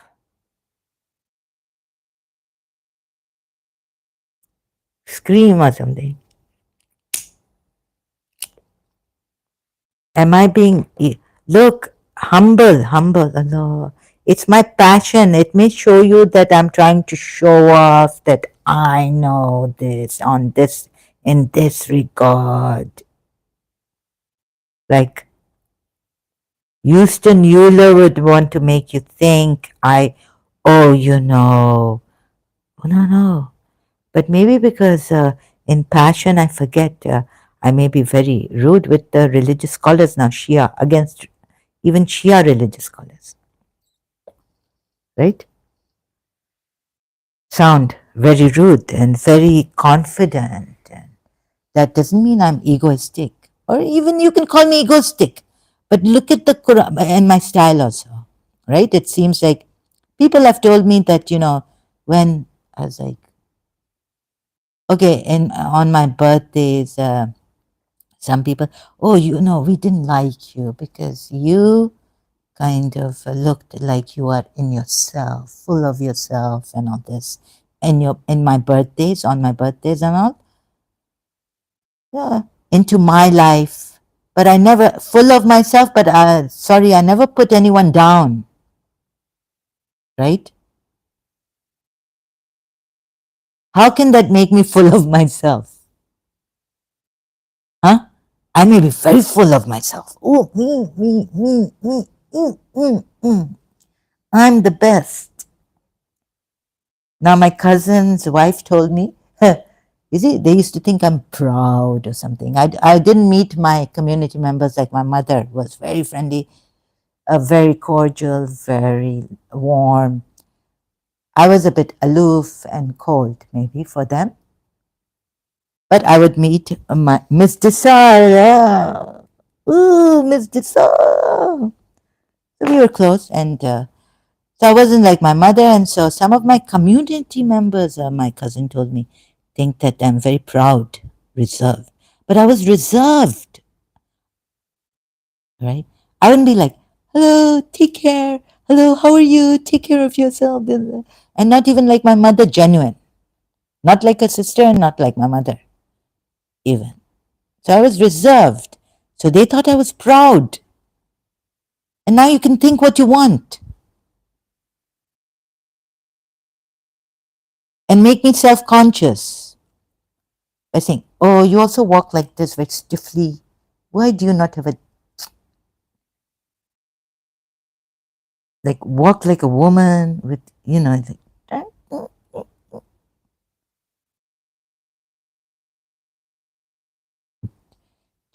chalak, what do you say, chalak in Urdu? Have some, I walk like a man. Okay, so you can say what you want about me, and but I'm academically at least see this right. Leave my passion, my proudness, my nonsense, insisting that I know everything. Now, do I know or that I know better than the Shia ulamas, your eminent, grand ayatollahs.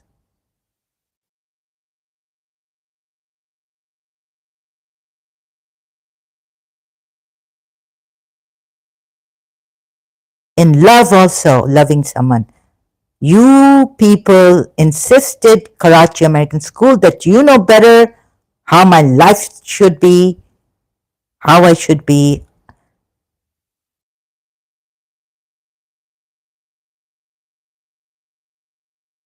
You see,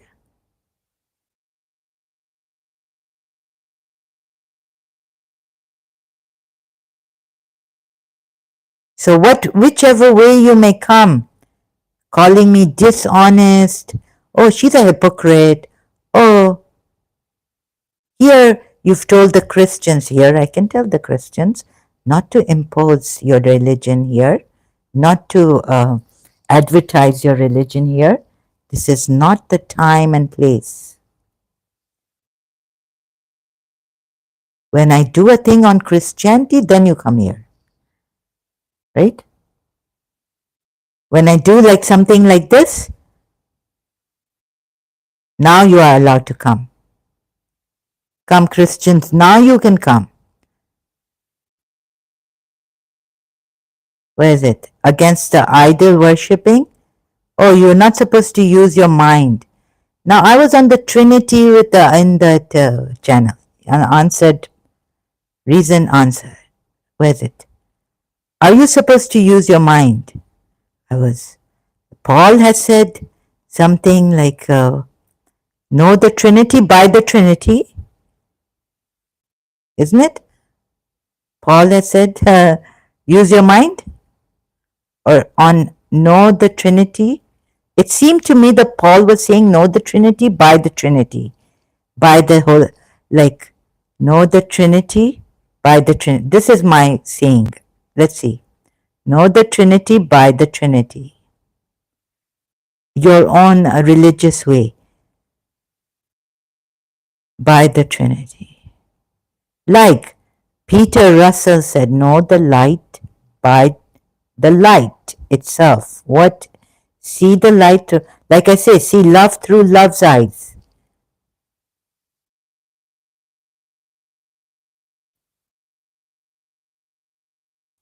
Maybe you can quote your Christian philosophers, but I thought maybe Paul is saying this with the sincerity and Paul and the Trinity, persons, relations, and the Pauline letters. So know the Trinity by Paul himself, right? Because Paul has given you the, oh God, the gospelcoalition.org, no copyrights infringement intended, Thomas R. Schreiner, Wesley Hill's book on Paul and the Trinity grows out of his PhD work at Durham University. It just jumped under the Francis Watson. This encouraging topic. In chapters 3 and 4, the relation of Jesus to God is considered through an analysis of, so stick to your, like, shouldn't it be like this? I'm not sure, but I think think that you should stick to your ayats, verses, and explaining. Like if I go to Mullah Sadra, when it's about the Trinity, it won't be right? Will it? Hill then turns in the final chapter to the Spirit's relation to God and Jesus before offering a conclusion. In chapter 1, Hill situates his study against the broader landscape of NT scholarship. He argues that scholars should follow a Trinitarian model in unpacking the identities of. See, he argues in this way. He put it well, right? Like the way I wanted to put it. But I couldn't put it that way, so I was told, stop telling me by reasoned answers, stop telling me what to do. Now he had Mary with him. And I don't know why, maybe Mary brought out Jake.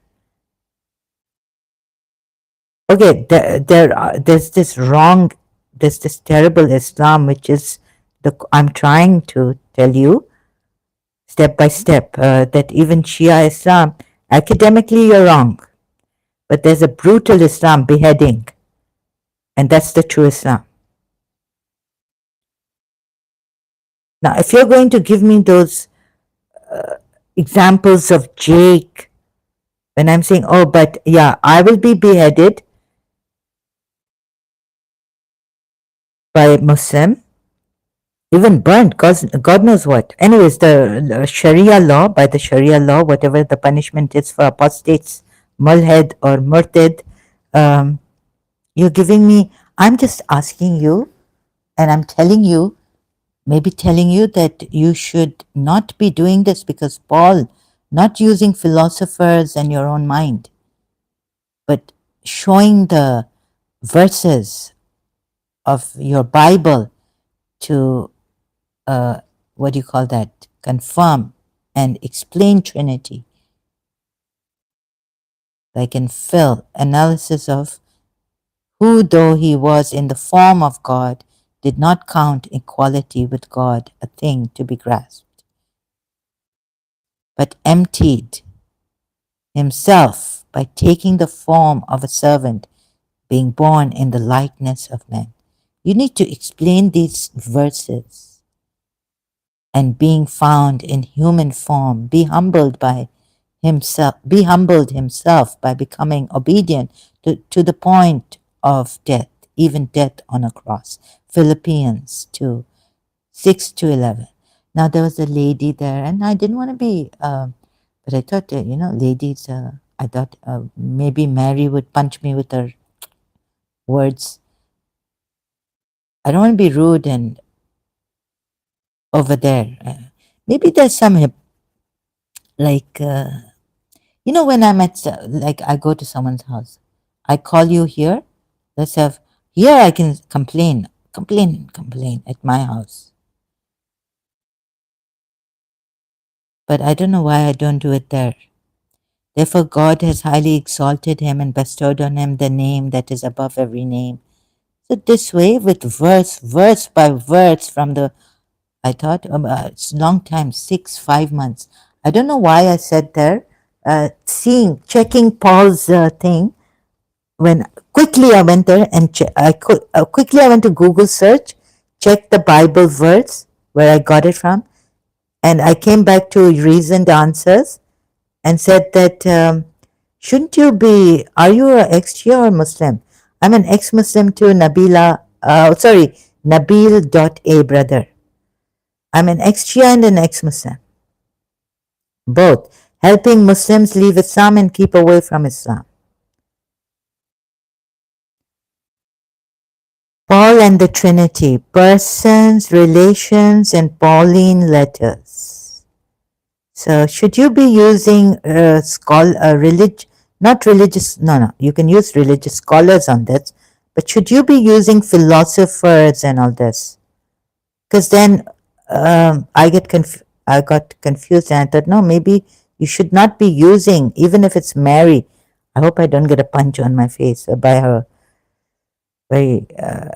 She's like a she would come. So I'm also like that, but I wouldn't punch. You see, Toffer came, but Sozo I was nice with. And whenever I went there, no, you say must believe in this Sozo. Where's Sozo? Sozo is, I think, daughter of Toffer. Similarly, in Galatians, God's raises of Jesus is linked with the calling of Paul. This is the way it should be explained, right? So that we can understand. Not through philosophy of religion of philosophers. I think this is the way but maybe in the end he goes to the philosophers also. I haven't, but as far as I've read, I think this sounds like he's taking the verses by verses and religious scholars and examining. This is what I feel. If he's bringing in non-Christian philosophy and thinking, then I don't agree with that.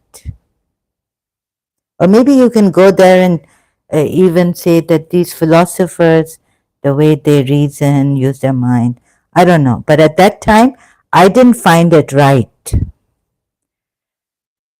So I said it, and if for that I would get a roaring, insulting reply.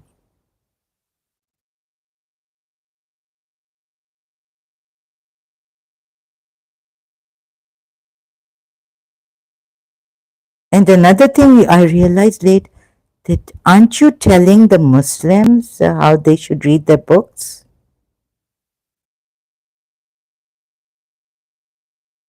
So that also, aren't you telling Jake or the Quran only, or the how to take their books and what to see and this and that? You as a Christian have no right to do that then. If you can't even take an ex-Muslim's, comment, objection in a polite manner, saying, sorry, I didn't, and then realizing, no, you people, you Christians who do this, why are you telling the Muslims to read their book, how they should read their books? Come to the Muslim Lanterns Live. No, I'm sorry, I don't do that, Nabil.a. I've had enough. Sorry, brother. I'm doing my live stream here. I've seen that there's nothing in that the Muslims can tell me to come back to this religion. Nothing. What can you tell me? What can your Muslim Lanterns Life tell me? Huh?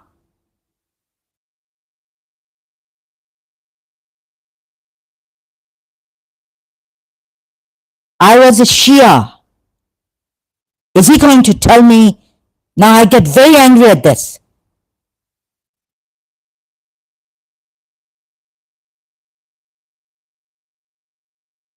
He'll have to be Hussein to tell me. Can you be Hussein? Hussein saved his nana's religion, his grandfather's religion. Sorry, what? Even then I can give you a chance. But you can't tell me. You can't reach Hussein. The sacrifice he gave to save Islam. So you'll be out of your religion thing. Like that, just religiously telling us. Like a religious scholar. I can't believe in my religious scholars in Iran. How can I know who is really, when I live with Sayyid Sistani? Sayyid Sistani, one of the Marjas, greatest of contemporary Marjas the Shias have. So, what do you think this Muslim lantern is going to do for me? Sorry, I don't mean to be proud or rude. Huh? I've told the Shias the sacrifice of Imam Hussein, how I've come to that. That Hussein was wrong. It's not a sacrifice. Will he prove that? Will Muslim lantern prove that? Can he go beyond Shia Islam? Empowering families here. Probably not much. I don't think that channel will do for you. I know. Look at these people. I mean, hello, empowering family. How are you? Welcome here. In the first place, please tell me, Nabil brother, that you're a prophet here. I was just saying, were you here when I was saying Surah Najm it says, the prophet doesn't speak out of his own desire, nor does, and it is not but a revelation revealed. So should he be following the revelation in everything, in his private life with his wives, or should he not?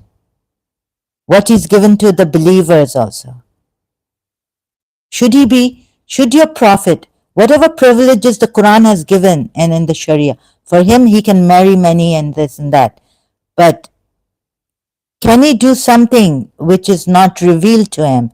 Can he act without having a revelation revealed to him? Tell me this. Can he act? Nabil. Nabil A. Can he act? Can your prophet act without a revelation revealed to him? Even I want to ask, the 12th Imam is going to come back. Can anyone prove it? The Shias. All I've gotten is this answer. If it was known where it was hidden, by default it would indicate that it is no longer hidden. And there are signs that indicate when it will come out of hiding. How does that make any sense at all? Ugh. If it was known where it was hidden. Yeah, it's like by default, it would indicate by default. What does it mean by default? It would indicate that it is no longer hidden. And there are signs that indicate when it will come out of hiding. God knows. First of all, I need to search the meaning of by default. You would say, by default, it would indicate it is no longer hidden. But there were some imams, Ismaili imams, who were hidden, right, when they were being killed. But with the Ismaili imam, the Ismailis had to be hidden also. I'm not sure one of my 12er friends gave me this answer. Oh, one of your 12er Shia friends gave you this answer. Let me just contemplate on this. Trying to. I'm not sure. One of my 12 friends. Okay. You're not sure. By default. By default, it would mean that he's not hidden. Default. Can you use a easier word here for me? Because I'm really bad at failure to fulfill an obligation, especially to repay a loan. Default. A pre-selected option adopted by computer program. Fail to fulfill by default. Sorry, can you empowering family? I'm sorry, I don't understand these new words I'm an old Karachi American school, even though I went to London, did law, but I don't understand this language. Default, the word. The way you put it here, you must be, yeah, you are from America, right? So you have American English. Sorry, if it was known where it was hidden, by default it would indicate that it is no longer, yes, yes. Yes, if it was known, oh, I got it. Sorry, it's so easy. Okay, if it is no, you don't have to put it. I think default would mean just like it's already, yes, yes, there's a contradiction here. If it was known, it should not be known where it is hidden, but only the Shias must know. But why is he hidden? Why is he hidden? The question is, why is he hidden from his Shias also? I got it now. Thank you so much. I'm a little slow and late at getting these kind of things. I got it. There's a contradiction. Yeah, if it is known where it was, but it's not even known to some of the Shias. It's we are told he's hidden, and only God knows, or something. I don't know about that. But most of his Shias don't even know where he's hidden. But he's hidden. By default, it would indicate that it is no longer hidden. But it is not known where it is hidden. Imam Mahdi, wherever he is in hiding, he's not known. It's funny, Ali, Yom Ali is today. Oh, I think the Agha Khan community has put an article on the website. It's so confusing. Even this whole Shia sect is questionable. Definitely so, and I feel very sorry for His Highness Agha Khan, the Imam also, that he is so adamant in saying that he's very confident, right? That he's the Imam, Shia Imam. He's the right Imam, he's the true Imam. So I was saying some things in my previous live streams on this, helping the Ismailis also leave Islam. Yeah, by default, yes, but you see what's happened here is that he is not known where he is hidden, but he's hidden. Empowering family. About this, Imam Mahdi is hidden, and very few of his chosen, selected people know where he's hidden. Even the first time he went into hiding, it was the hiding of Suhra, the little hiding. Time was for a little time, and then he went into hiding Kubra, the greater hiding. But it's not known where he is hidden. You see? That is not known to some people, so there's no default. There's no contradiction in that, what the 12 Shia say. It would indicate that it is no longer hidden. No. And there are signs that indicate when it will come out of hiding. Yeah, there are signs that indicate when he will come out of the occultation hiding. But by this contradiction that you have given me, that a Shia friend told you, it's he's hidden to most of the Shias. So there's no contradiction in that. It does not indicate that he no longer is hidden, because he is hidden from most of the Shias. Only very few, even the Sayyids, maybe, I don't know how, they just keep when he comes to meet them or something, then it's like, he's meeting them somewhere. But where he goes back into that hiding place, no one knows, they say. So then there is no default, no contradiction in that, what you said, or what your Shia friend told you. Oh, it's Yom Ali. So to the Ismaili Muslims, Mubarak, Yom Ali.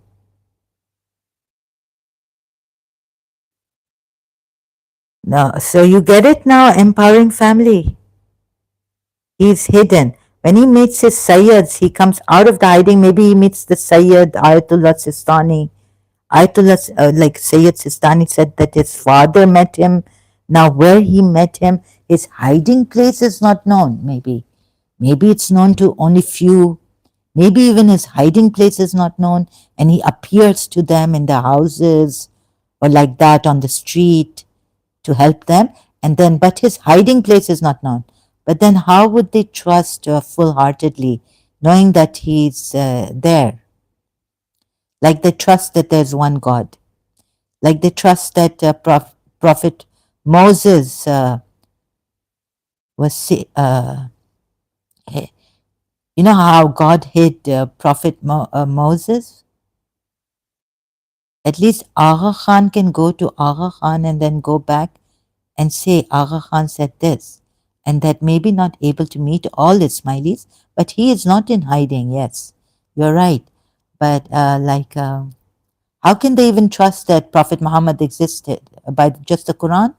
Quran doesn't have his life. Who was this Prophet Muhammad? Who was Muhammad whom the revelation came down on? How can they trust in his family members saying that, oh, he was the Prophet? How can they trust in Imam Ali saying, I know this was the Prophet of God, he was true? Because Imam Ali is from his progeny, right? Good point. Thank you very much. Yeah. Think about it. The universal, what we need, a more less than universal, maybe what the Shias, every Shia, every Muslim, for it to have that evidence. God has not given that evidence for us to believe about Prophet Muhammad even. So you're going to these Shias are going to Imam Ali. Oh, the Quran says it, then Imam Ali backs it. Imam Ali is with the Quran and Quran is with Imam Ali. But when this Prophet Muhammad has failed, the Quran has failed to provide ample evidence that this is a true prophet. For now, when he was there, those believers even went wrong on the rumors against Aisha, Surah Nur ayat. Anyways, but now that he's not here, how can you say from the family of Prophet Muhammad that, oh, I know it's such a good, this Imam, yes, this is from what Imam Ali is saying or what Agha Khan himself is saying, even though Agha Khan is not in hiding. So even the Ismailis, you see, there's so many problems. Like even the Ismailis should not be believing in Ali and Fatima, since I've shown them Prophet Muhammad fails. You get it? I've shown them he's a false prophet through the Quran ayats. Yes, very good question. Maybe, but I don't know what you can say. There are many masters, many lives like Dr. Rees. There are many saints, many sages who are blessed to bless others. But to say that I am the true Shia Imam, one question leads to another. This doesn't seem good. Yes, it seems terrible. At times, very, very tragic. It seems more than not good.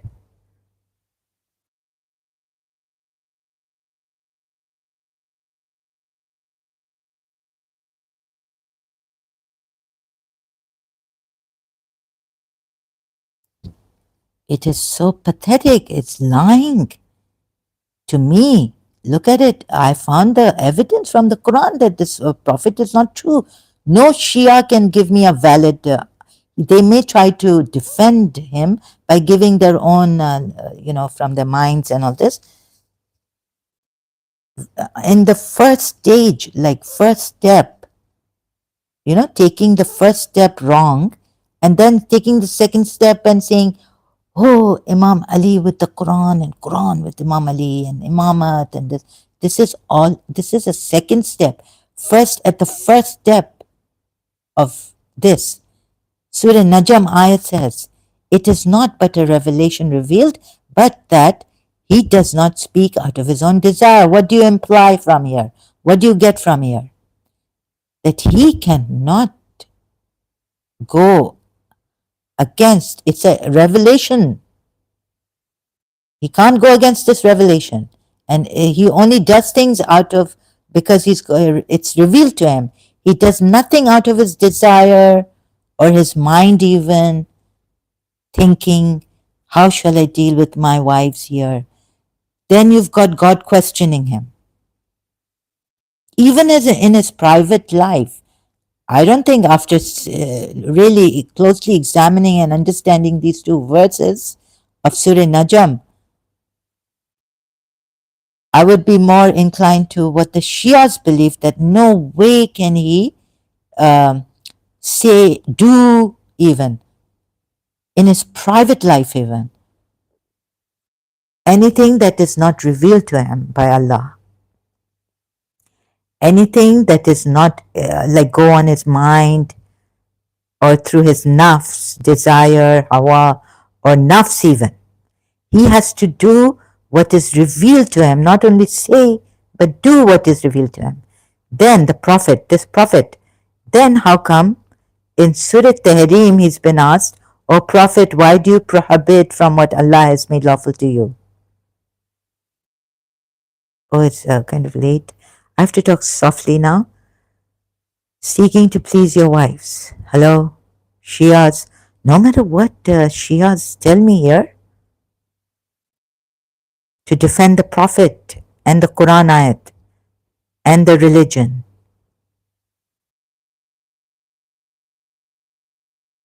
I cannot take it, right? It doesn't. Now the logic they give themselves by taking Surah Najm ayat, that he cannot speak out of his own desire, neither, because it is a revelation revealed to him. The Shias at least say, even in his private life, he cannot, he does what God has told him to do with his wives and all this, right? So how can they defend this ayat? O Prophet, why do you prohibit us from what Allah has made lawful to you, seeking to please your wives? And Allah is all forgiving, most merciful. Nabil, brother, you put a comment. Can you please come forward?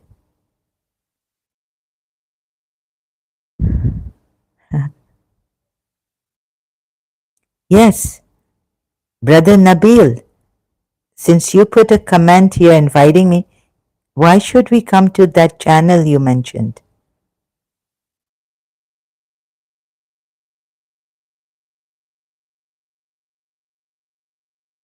Very nicely put. Thank you, brother. Empowering family.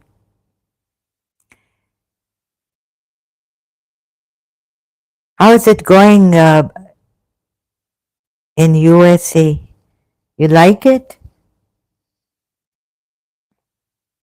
O Prophet, why do you prohibit from what Allah is? Please, now Nabil is not answering. At least, Brother Nabil, answer to empowering family who has asked you in such a decent, civilized way.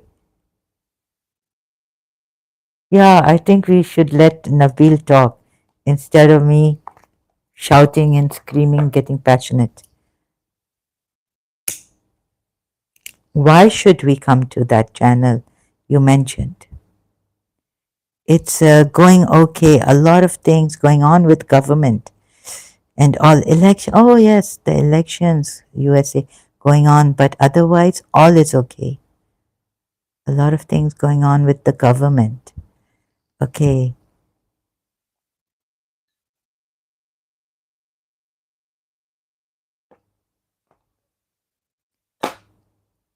So otherwise it's okay?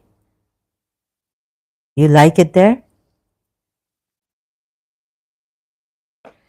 So please, yes, now when can you, but this is a dialogue, as I mentioned, starting that conversation.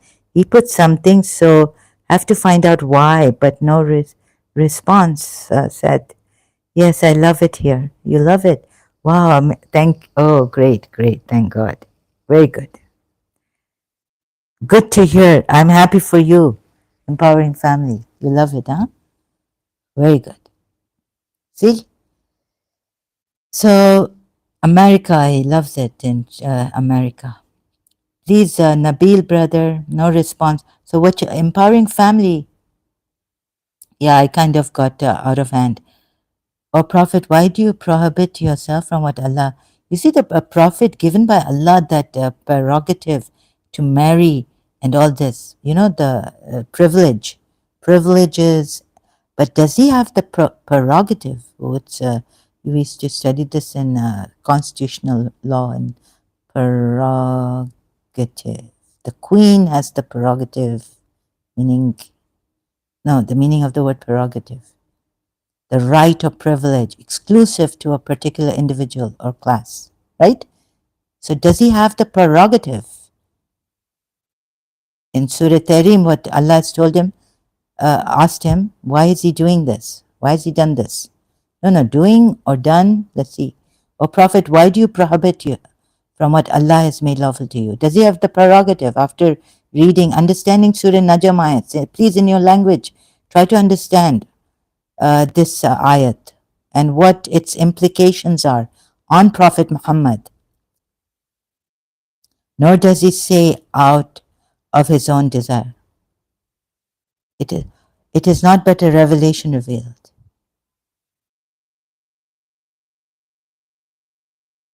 What do these two ayats mean? Would he have the prerogative to do in his private life, even with his wives, something that Allah has not told him to do, or Allah hasn't told him about how to do it, what to do?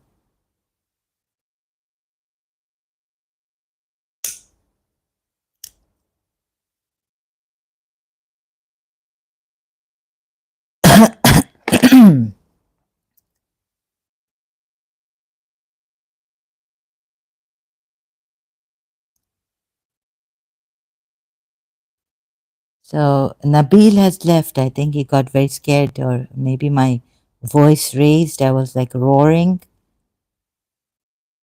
like a lion on him. Oh, so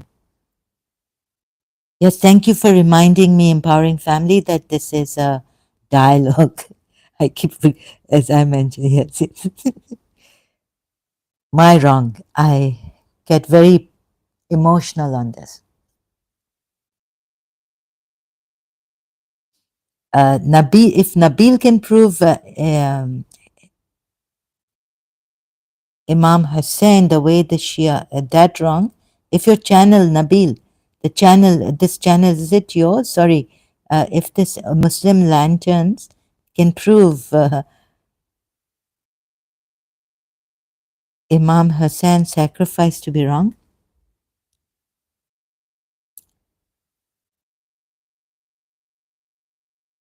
I have proven that, among other things in Islam and Quran contradictions and all. Because I'm here to help both, even Shias. I don't see much in this ex-Muslim community here on social media. They're showing those hadiths. Mostly they are concentrated, heavily concentrated on helping Sunni. And I wonder if they can also help the Quran only Muslims to leave Islam, or the Salafis also. Wahhabis, I don't know how they, who is Wahhab? Salafi's religious scholar tafsir, I think all that we have to see to, excuse me, even help the, so that, the Salafis, when they leave, like Abdullah Samir, he left Ismaili to join Salafi Islam. Now he's an ex-Muslim, right, since a long time. But what happened to him is he left Ismaili Islam and took Salafi Islam. Now, if someone is Ismaili Islam wants to leave Salafi Islam and join Ismaili Islam, there's a process, I was told. So I don't want them to do that. So if I can reach those people and help them not to join any kind of Islam. Islam is a false religion. My Ismaili friend told me her friend left Ismaili community, but she reverted to Sunni Islam. So many, yes, I've had so many, on Facebook also recently. It was terrible with them. Sunni Islam, so many Al-Khanis going to the other side. No, this is what we do. I don't want. So can we do something about this also? You see, I tried with the ones ex-Ismailis, but still Muslims, telling them, no, Agha Khan, where does it say to, so helping them leave Sunni Islam too and Islam altogether.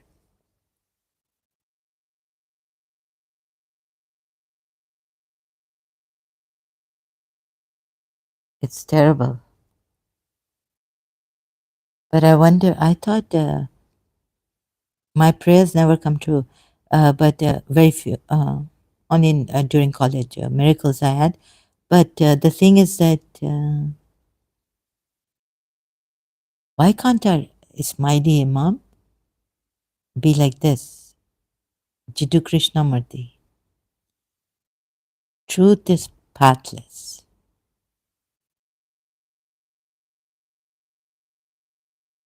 Truth, step down. Truth is pathless. Will I be able to help him to see that his progeny, his lineage with Prophet Muhammad, maybe he's a great guy, Mr. Krishnamurti. Yes. Oh no, no. Let's go to awaken.org. This is, okay, no copyrights infringement intended. Thank you, awaken.org. Awaken with the I-N in the end. Jiddu Krishnamurti. Truth is a pathless land. Truth being limitless, unconditioned, unapproachable by any path whatsoever, cannot be organized, nor should any organization be formed to lead or to coerce people along any particular path. If you first understand that, then you will see how impossible it is to organize a belief. A belief is purely an individual matter, and you cannot and must not organize it. If you do, it becomes crystallized. It becomes dead, crystallized. It becomes a creed, a sect, a religion to be imposed on others. Truth cannot be brought down. Rather, the individual must make the effort to ascend to it. You cannot bring the mountain top to the valley. If you would attain to the mountain top, you must pass through the valley, climb the steeps unafraid of the dangerous precipices. I maintain that no organization can lead man to spirituality even, he says. Not only religion. Notice this. Even spirituality which is wider than Islam, a religion. Where I was telling my teacher's husband, late husband, no, Allah is wider than spirituality. Our religion is wider than spirituality. It covers laws, divine laws, this and that.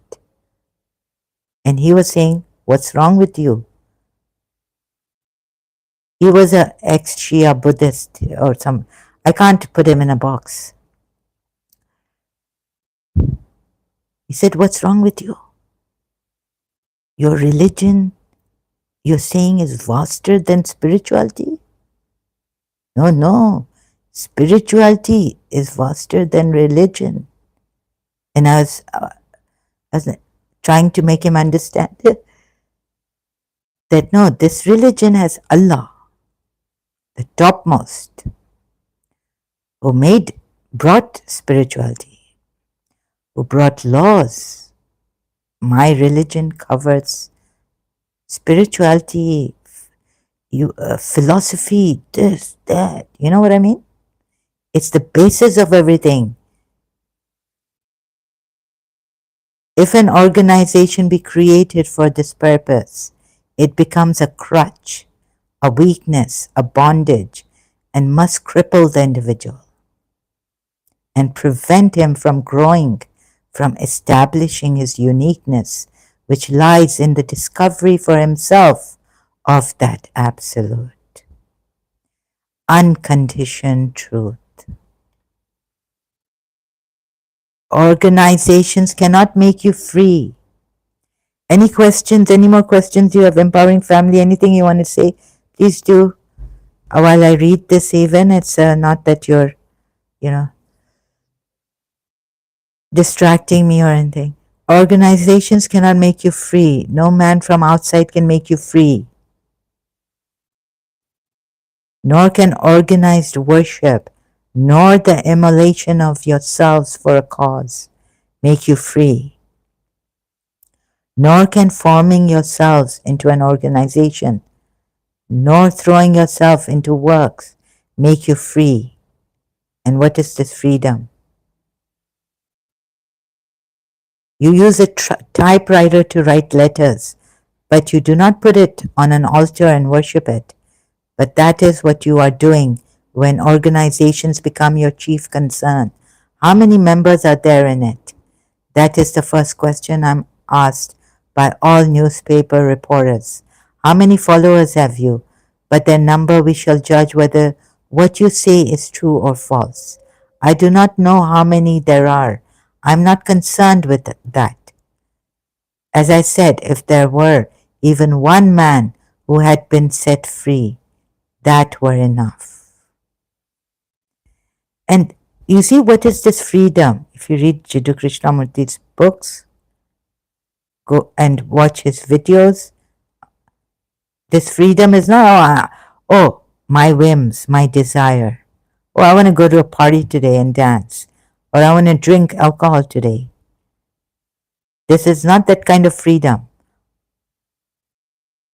I have now decided to disband Order of the Star as I happen to be its head. You can form other organizations and expect someone else. With that, I'm concerned. I'm not concerned. With that, I'm not concerned, nor with creating new cages, new decorations for those cages. My only concern is to set man absolutely, unconditionally free. Jiddu Krishnamurti. Thank you. So now, you see this? I saw when God told Moses, set the people of Pharaoh free from Pharaoh and go to him and speak kind words to him so that he may heed. What happened after that? They're not being set free.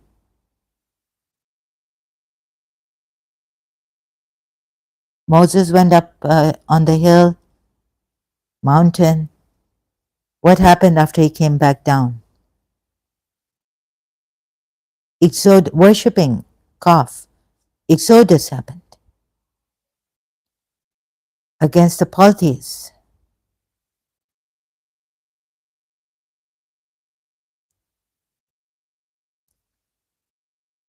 What happened when Jesus Christ was born?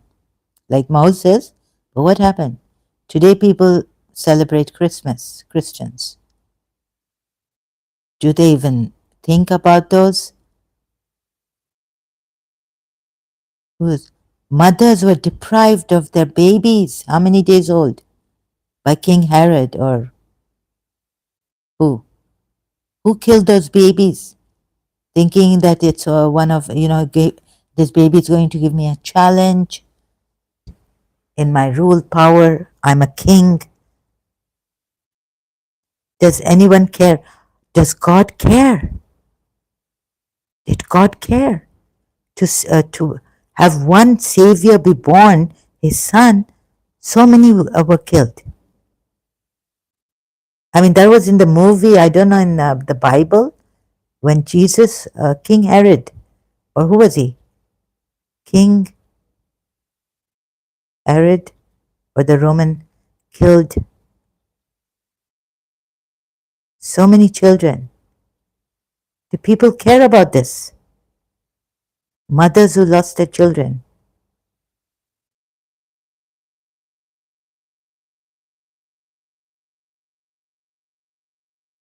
How to search it? Is this in the Bible? Herod, the king of Judea, watches as his soldiers slaughtered the innocent children of Bethlehem in an attempt to kill the infant Jesus, whom Herod feared would eventually seize his kingdom. According to Boccaccio, Boccaccio or Cio, sorry, Boccaccio or Boccaccio, 144,000 children, 144,000 children were murdered. And Christians are celebrating that God has given us a son, Savior, freedom. Sorry, excuse me. It just makes me crack up. And then I was saying, no, great that Hussein, look, Hussein in Karbala gave Ali as hers so that no other child baby would be killed. They don't go after any other baby. At least this God worked it out properly. So that 144, but it's not in the Bible, right? The massacre of the innocents, really? Where is it? Let me see. Gospel of Matthew 2, chapter 2, verses 16 to 18. I see. And how many were killed when Herod realized that he had been outwitted by the Magi? He was furious, and he gave orders to kill all the boys in Bethlehem and its vicinity who were 2 years old. 2 years old. And under, in accordance with the time he had learned from the Magi. Matthew chapter 2, verse 16. This is followed by reference to and quotation from the book of Jeremiah, chapter 31, verse 15. Then what was said through the prophet Jeremiah was fulfilled. A voice is heard in Ramah, weeping and great mourning, Rachel weeping for her children and refusing to be comforted because they are no more. Matthew, then comes this. Now, I mean, can you believe these religious, even Muslims, Shias, the relevance of this is the massacre. I think I'm becoming God knows what. I can't read properly. I'm always having slips of tongue and slipped tongue, The massacre is not immediately apparent. Oh, I think mental chronic fatigue. As Jeremiah's next verses go on. Now, which true God? And this true God, this God didn't save those children. Yeah. Oh, king is born. I mean, even the Christians, you see, this is from this Abrahamic religion,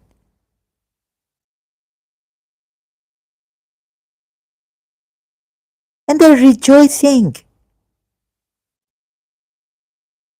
Okay, Christmas Day, good and well, but do they have a day for these children? Rachel is weeping for her children and refusing to be comforted, Lord, because they are no more. Do you have a heart or what? Your Savior will be born and so many children will die. God will give us a Savior? What kind of a God is this that He's taken children away from the mothers 2 years old? I mean, this is absolutely not acceptable anymore by me.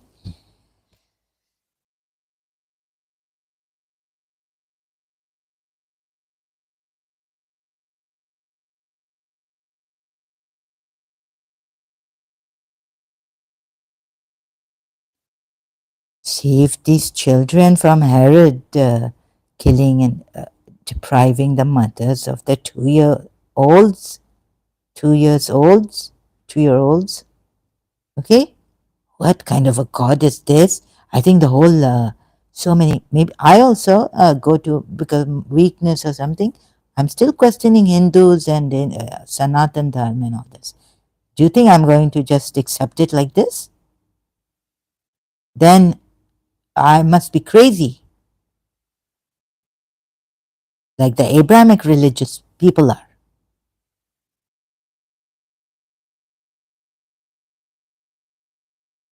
Empowering family. I know you would not give an answer because you're very. What is this? Something wrong in our mind. You see, the mind is weak. Can't take it, I think. So this was Richard Dawkins said, right? I don't know in what context he said this, but I think it's our wishful thinking or active child that we read about in philosophy. But now I don't have that book and I can't find it on Google search. Active child means a wishful thinker. Richard Dawkins saying that somewhere in the YouTube, wishful, that God exists or something. It's a weakness. We need to first, has God given you the power first that you be godly? You conquer anything that comes hurting you, harming you, destroying your health.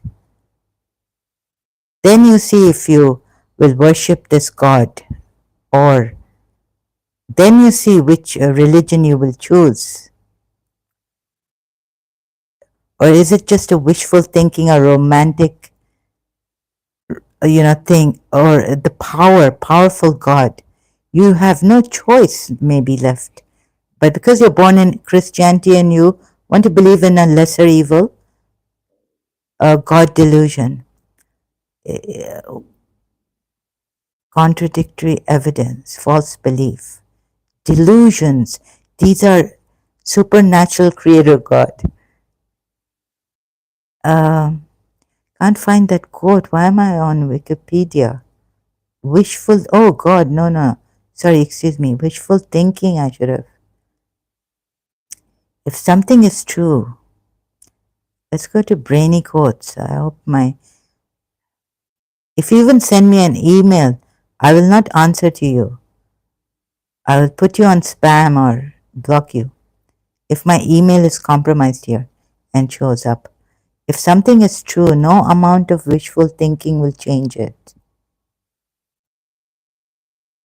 Richard Dawkins. Yes. And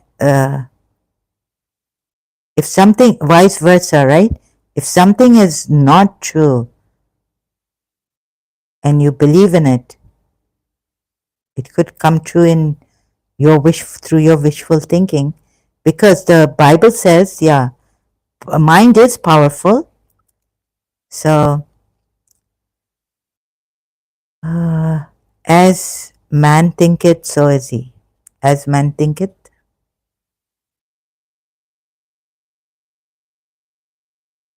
so is he. Maybe even like a no, Franz Kafka. Who else could have? For as he thinketh in his heart, so is he. Thinketh in his heart. Even the ex-Muslims were saying, taking Quran ayats, like, how can you think from your heart?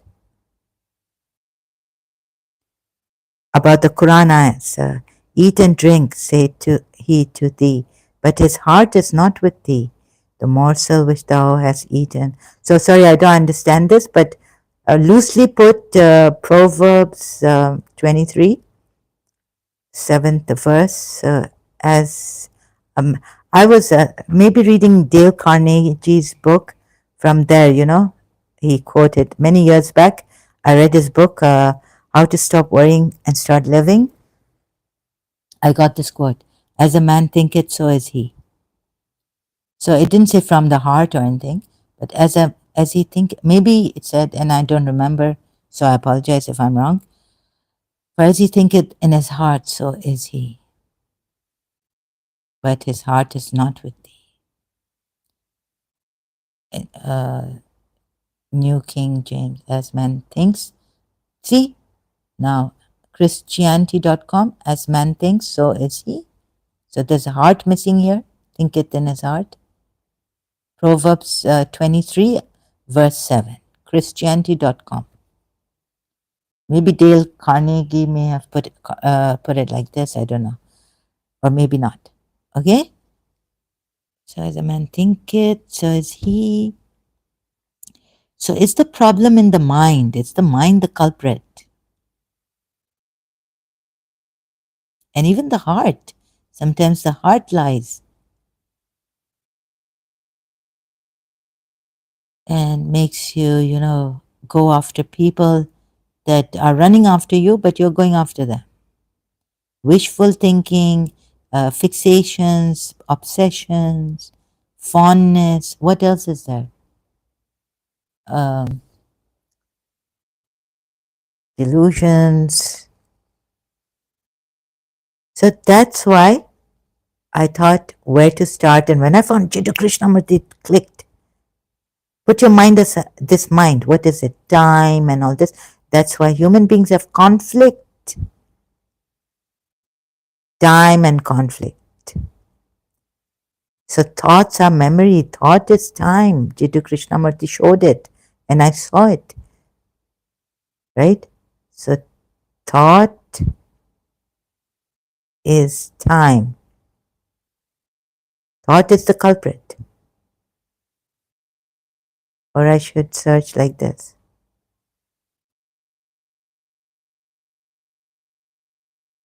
So, jkrishnamurti.org. Thought, I have books not here. What is time by Jiddu Krishnamurti? Thought and time are the root of fear. Thought and time are the root of conflict also, right? It wants you to become better and better. And you are this here without conditioning even. Like let's see what you are. But with conditioning, you say, I have to become better. All this environmental upbringing, your habits you've developed growing up, and the thought is saying you think to yourself, right? I want to become better. And you can't. So you use methods to become better. I want to be more obedient to God. In time, it takes time. So thought is time. Jiddu Krishnamurti just hits it on the dot. Thought and time are the root of fear and conflict. Then, if fear is coming up, there must be conflict. Even the root of conflict is thought and time. So, to eradicate, to see this is to finish it in yourself and to taken over by what is. This is the only way. Not religions, not going here and there, and I'll become a Sunni Muslim once I leave Ismaili, or I'll become a Christian, or Christian saying I become a Muslim. After all these ex-Muslims, and even then I'm shocked that Christian would convert to Islam. So thought through observation, through desire, and the continuity of that desire sustained by further thought says, tomorrow I shall be happy.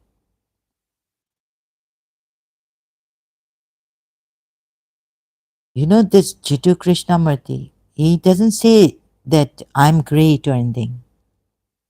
Oh, empowering family, if you're still here. Sorry, he's just, he's not Akbar. If we say, oh, and we worship him and all this.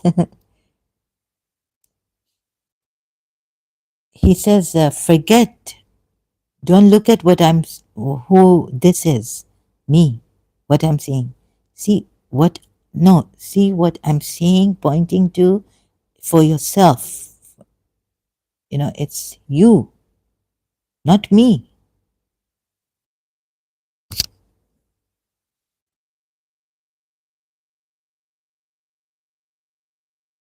Imagine someone coming and saying, I don't want any worship from you. I just want your total freedom. And when you realize that, what you are truly, without the conditioning, the mind and all, the thought, then you don't have to, say thank you, Jiddu Krishnamurti. Even that, maybe. That's his fruit. Like, that's what he wants you. He wants you to be what you really are, and he's just one pointing to it.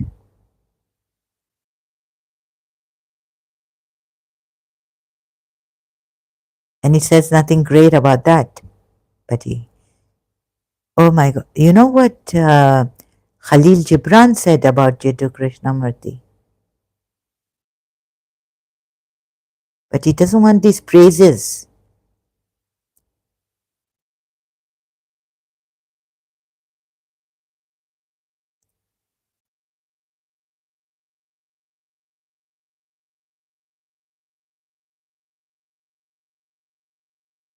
So helping, empowering family, like, Jasmine Muhammad also, we want to, there were a group of people there, like, we want to spread this awareness against Islam. How do we do it in the media and all this? If we can get some help, if you can help collaborate with, if you, Yasmin Muhammad too, Khalil poet some time ago, turned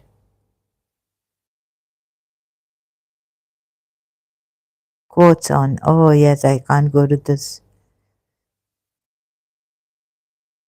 said, did he say God of love or compassion?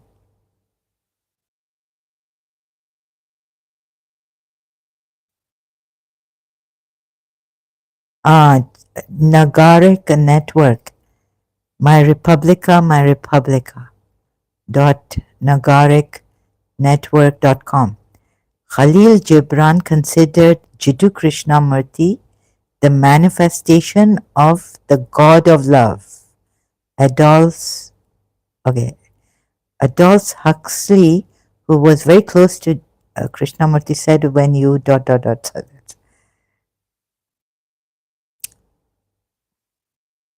We can go to My Republica. No copyrights infringement intended.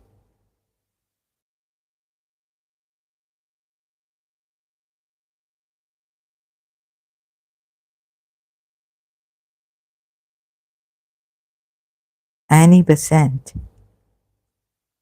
Oh, okay, this is very long, sorry. So I'll just, Khalil Gibran considered him the manifestation of the God of love. Prema Avatar. I think he's the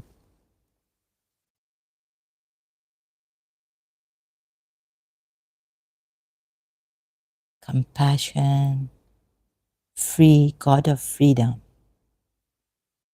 No, let's not call him God.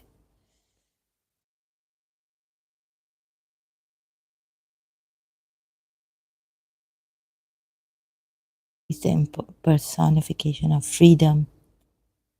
Freedom for all humanity. Oh my God, he's one of them. Language is naked, revelatory and inspiring.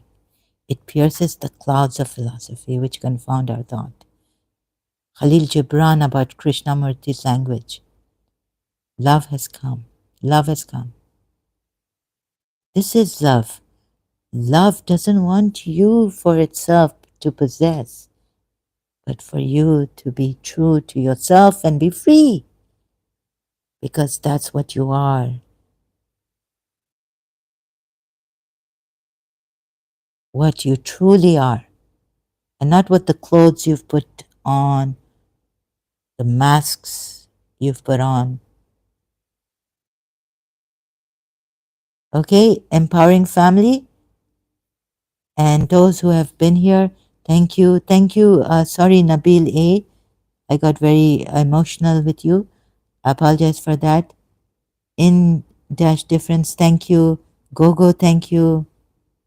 I also got emotional with these, maybe, yeah, in dash difference. Couldn't answer properly, maybe. So I apologize. Thank you all for being here. Those who will come here and listen to this, I hope it helps a little bit. And thank you all, those watching and not commenting. Anything else, empowering family? Have you got the ball rolling on meeting people personally, making a community, global community, helping each other in business, forming businesses, anything? But for now, I would say just be empty and not the God of power.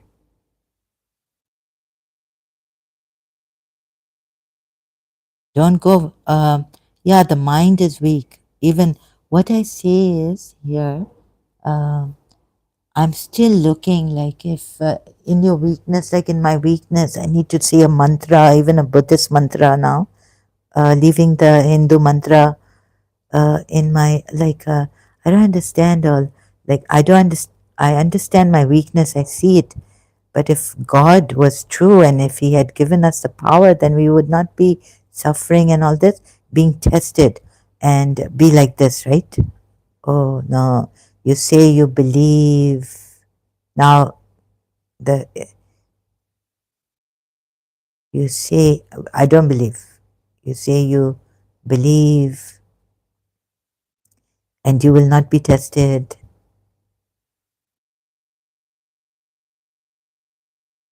So, what happened to these believers, in Surah Nur ayat? They were given a bamboo. Bamboo means a warning. Uh, uh, yeah, so we will be tested and we are supposed to say, for the sake of thy Lord, do thou endure patiently. For the sake of the, that's another Quran verse. Yes, we are supposed, yes, God is testing us, Quran verse, ayat. Now, you see the Muslims are caught in this.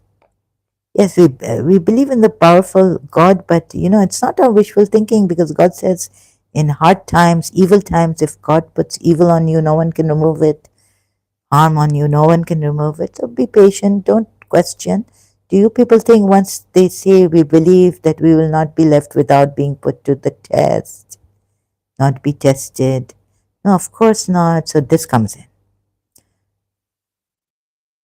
We certainly tested those before them, and in this way Allah will certainly distinguish between those who are truthful and those who are liars. So, of course, I've proven as a liar because I left this Islam, not because I was tested and God was not helping me. And no, that I complain, but I saw that the Quran ayahs, like, not because I was tested by God. And I would pray that, oh God, for the sake of, may I remain patient, may I not complain, may the best come out of me, what you wanted me to be, dignified, even in lots of pain. Oh, remember Zainab. Remember Zainab was in pain. Remember what in year 2000 we got this because how Zainab, Anita Rai, essential women, essential woman. Oh, power of pain in action. Oh God, make me like this. मुंह पे नहीं थे नाले, करते थे शुक्र सारे, करबल से शाम आई पढ़ती दुआएं Zainab. And that Noah, Zainab तो रह गई बस गम उठाने के लिए. The day after the infamous slaughter took place in Karbala, the members of Muhammad's family were made to leave for Kufa to be presented to Ibn Ziyad. Among the captives were Zainab, her younger sister Kulthum, and other women of the Bani Hashim, Zainul Abidin, three young sons of Hassan, and the daughters of Hussein, and the female friends and followers.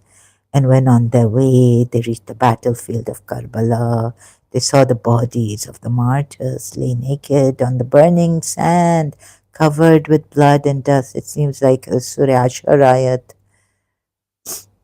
for the Yathrib Jews or something. Then enemy did not bury them while they buried their own. Okay. Umar bin Zainab could not hold back her cries and lamentation at the murder of Hussein and the captivity. They arrived in Kufa at night. Zainab saw this. She saw the some of the women who finally realized what had happened were crying and wailing. This is Zainab in action, power of pain in action. On observing this, Zainab said to him, "O you who are a reminder of my grandfather and father," yani to Imam Zain al-Abidin, "what has happened to you? For I see that you are about to lose your life." He replied, "Dear aunt, how can I be otherwise when I see that the bodies of my father, uncles, brothers, and cousins." Then Zainab, I can't read her. So think of Yathrib, Zahra, the bodies beheaded. Safiya bint Huway. You should know that you have perpetrated a very morbid deed. Oh, Zainab, your great grandfather. Sorry, not great. Your grandfather, the family of Muhammad, was then imprisoned. Yazid informing him after 8 years. I wonder if uh, Anita Rai, could that ex be Anita Rai? Apostate imam? She sounds like a lady. No, no, but her English. No, no. Anita Rai was in UK, right? Brought up. No, no. She must be a friend of Anita Rai then. God knows. No, no, I'm just ex apostate imam. No, no. His English is not that. No, no, not at all. No, no. Sorry. I just. So some Hindu. So she was a Hindu. Anita Rai. Pain. She speaks with the tongue of truth. Oh, see now my condition. I can't read about the oppressed, right? I'm thinking, who? I mean, the Prophet Muhammad's family oppressed. But this, my conditioning has come, you see. This is the problem. Okay, I tell you my weakness. For a moment, I would consider, what about the house is broken? La la, Surah Hashar.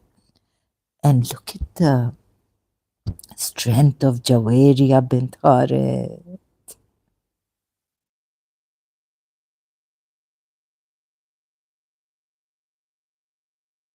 No, I'm not going to Surah Hashar.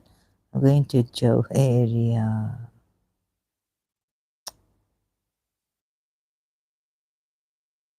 When she goes, stands there and tells Prophet Muhammad tells her, will you be a Muslim? Of course, this is coming from, the Shias will say it's coming from the Sunni Hadiths, enemies of Islam.